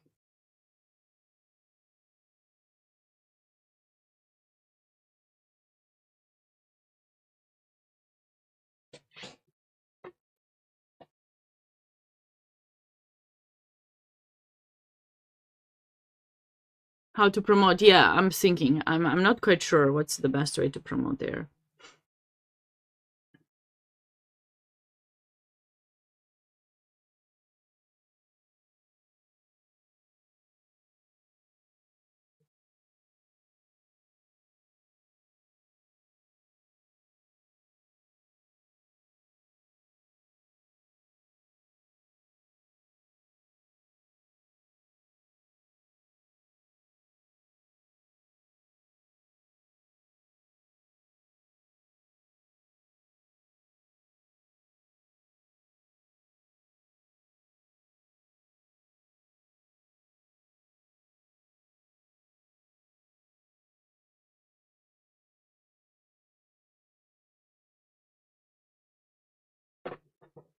And I see there's this post on Twitter. The round 4 starts at 1:30 p.m. I'm going live at 1, just to be clear.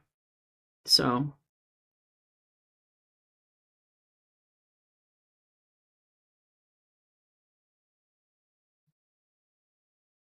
And people are playing Awonder, so if you're still in the Skittles room,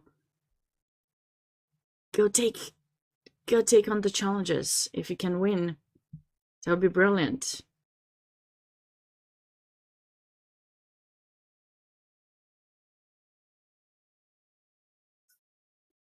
Yeah, I just checked really fast Twitter to see what else is new.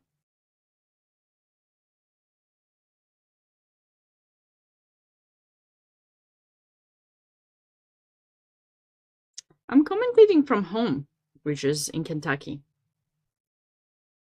I'm not there, unfortunately. That's why I can show you my cat, my lucky cat. It's kind of a bit sad not to be at the playing site, but I'm there in spirit, and I have Regina to join in the stream occasionally. Okay, so here, I don't know if this would help much, because that knight is a beast over there. Maybe you can go rook d7, but then the king can approach. I guess, what about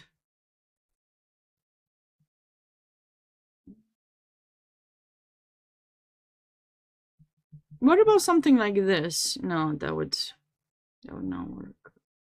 But at least I'm thinking to get a5. I would love to get the pawn. If I do, then this pawn would be able to help the c1. But how can you do that? It's not so easy.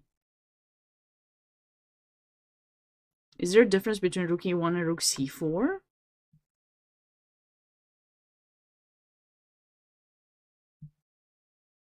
Maybe something like this. Maybe it allows bishop here. No, but this rook e6.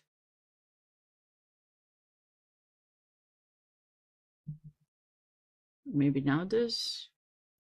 It's just not easy. It's just not easy to.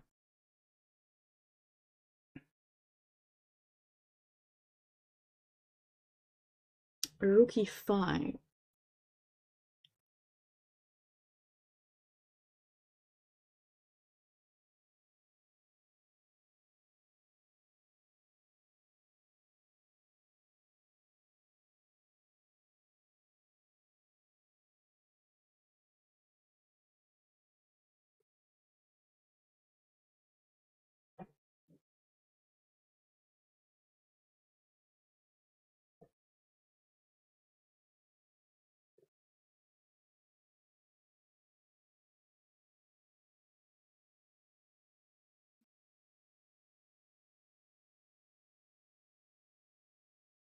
I was thinking maybe we can do that, but it's kind of like, what's the point?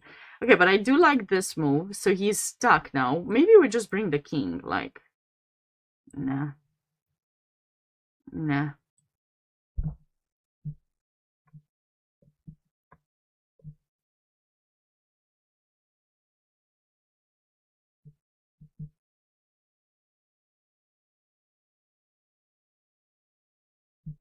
Black can always do that.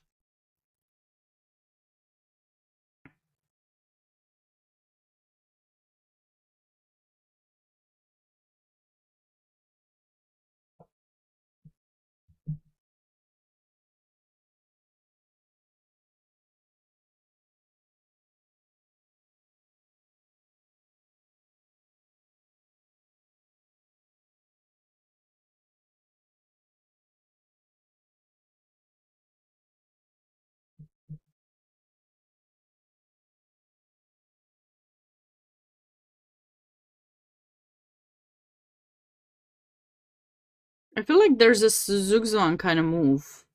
Maybe.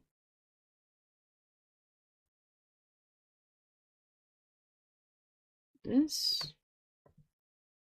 Maybe something like this, take the pawn and... Okay, so what did he play? Ah, okay, that should not give the c-pawn. C-pawn is like the heart of the game. The heart of the game has been lost. No. Okay, this will be a draw probably, unless someone blunders. Okay, they're still playing. Okay, that should be a draw. If as long as white keeps that pawn protected, it should be fine. Black is doing okay here, being up in exchange. White won this. Oh, this is Lev's game. Oh, I need to see this. What? Okay. So he played f4. We stopped around here. Oh, this is deep. This is beautiful. G6.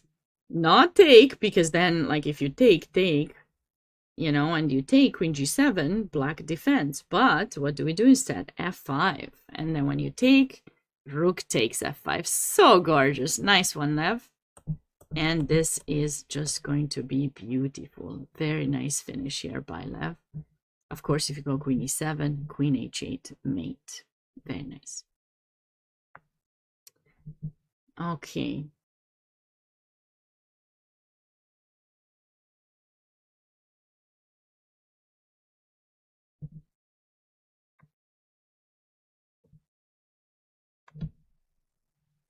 What a gorgeous idea here after a3. Queen b3. I love this. This is definitely beautiful. This is a definitely beautiful tactic, and black went on to win. Okay. This, we've seen this game earlier. This is a nice win by DaVaun. Same win. Okay, I'm gonna do a quick check for the high school, and then I think I'm gonna stop the stream, go grab some lunch, because I actually have to go live at 1. So I need to make sure I give my computer a bit of rest. I'll give my computer a bit of rest to get some lunch. I only have about 50 minutes, I think. So I wanna see what happened, just to catch up really fast. So Brew was able to outplay his opponent here, so we called it right. Takes, bam, queen b2, and wow, knight takes g2, so beautiful. The point is, if you capture, we're gonna do this check, and if you do this, we're gonna have a pawn. Oh wait, that's not gonna be a mate, because queen takes is not really mate yet. Maybe we go d2 first or something, or e2. Or knight e2. Or knight f3. There's way too many, not knight f3, anything else but that.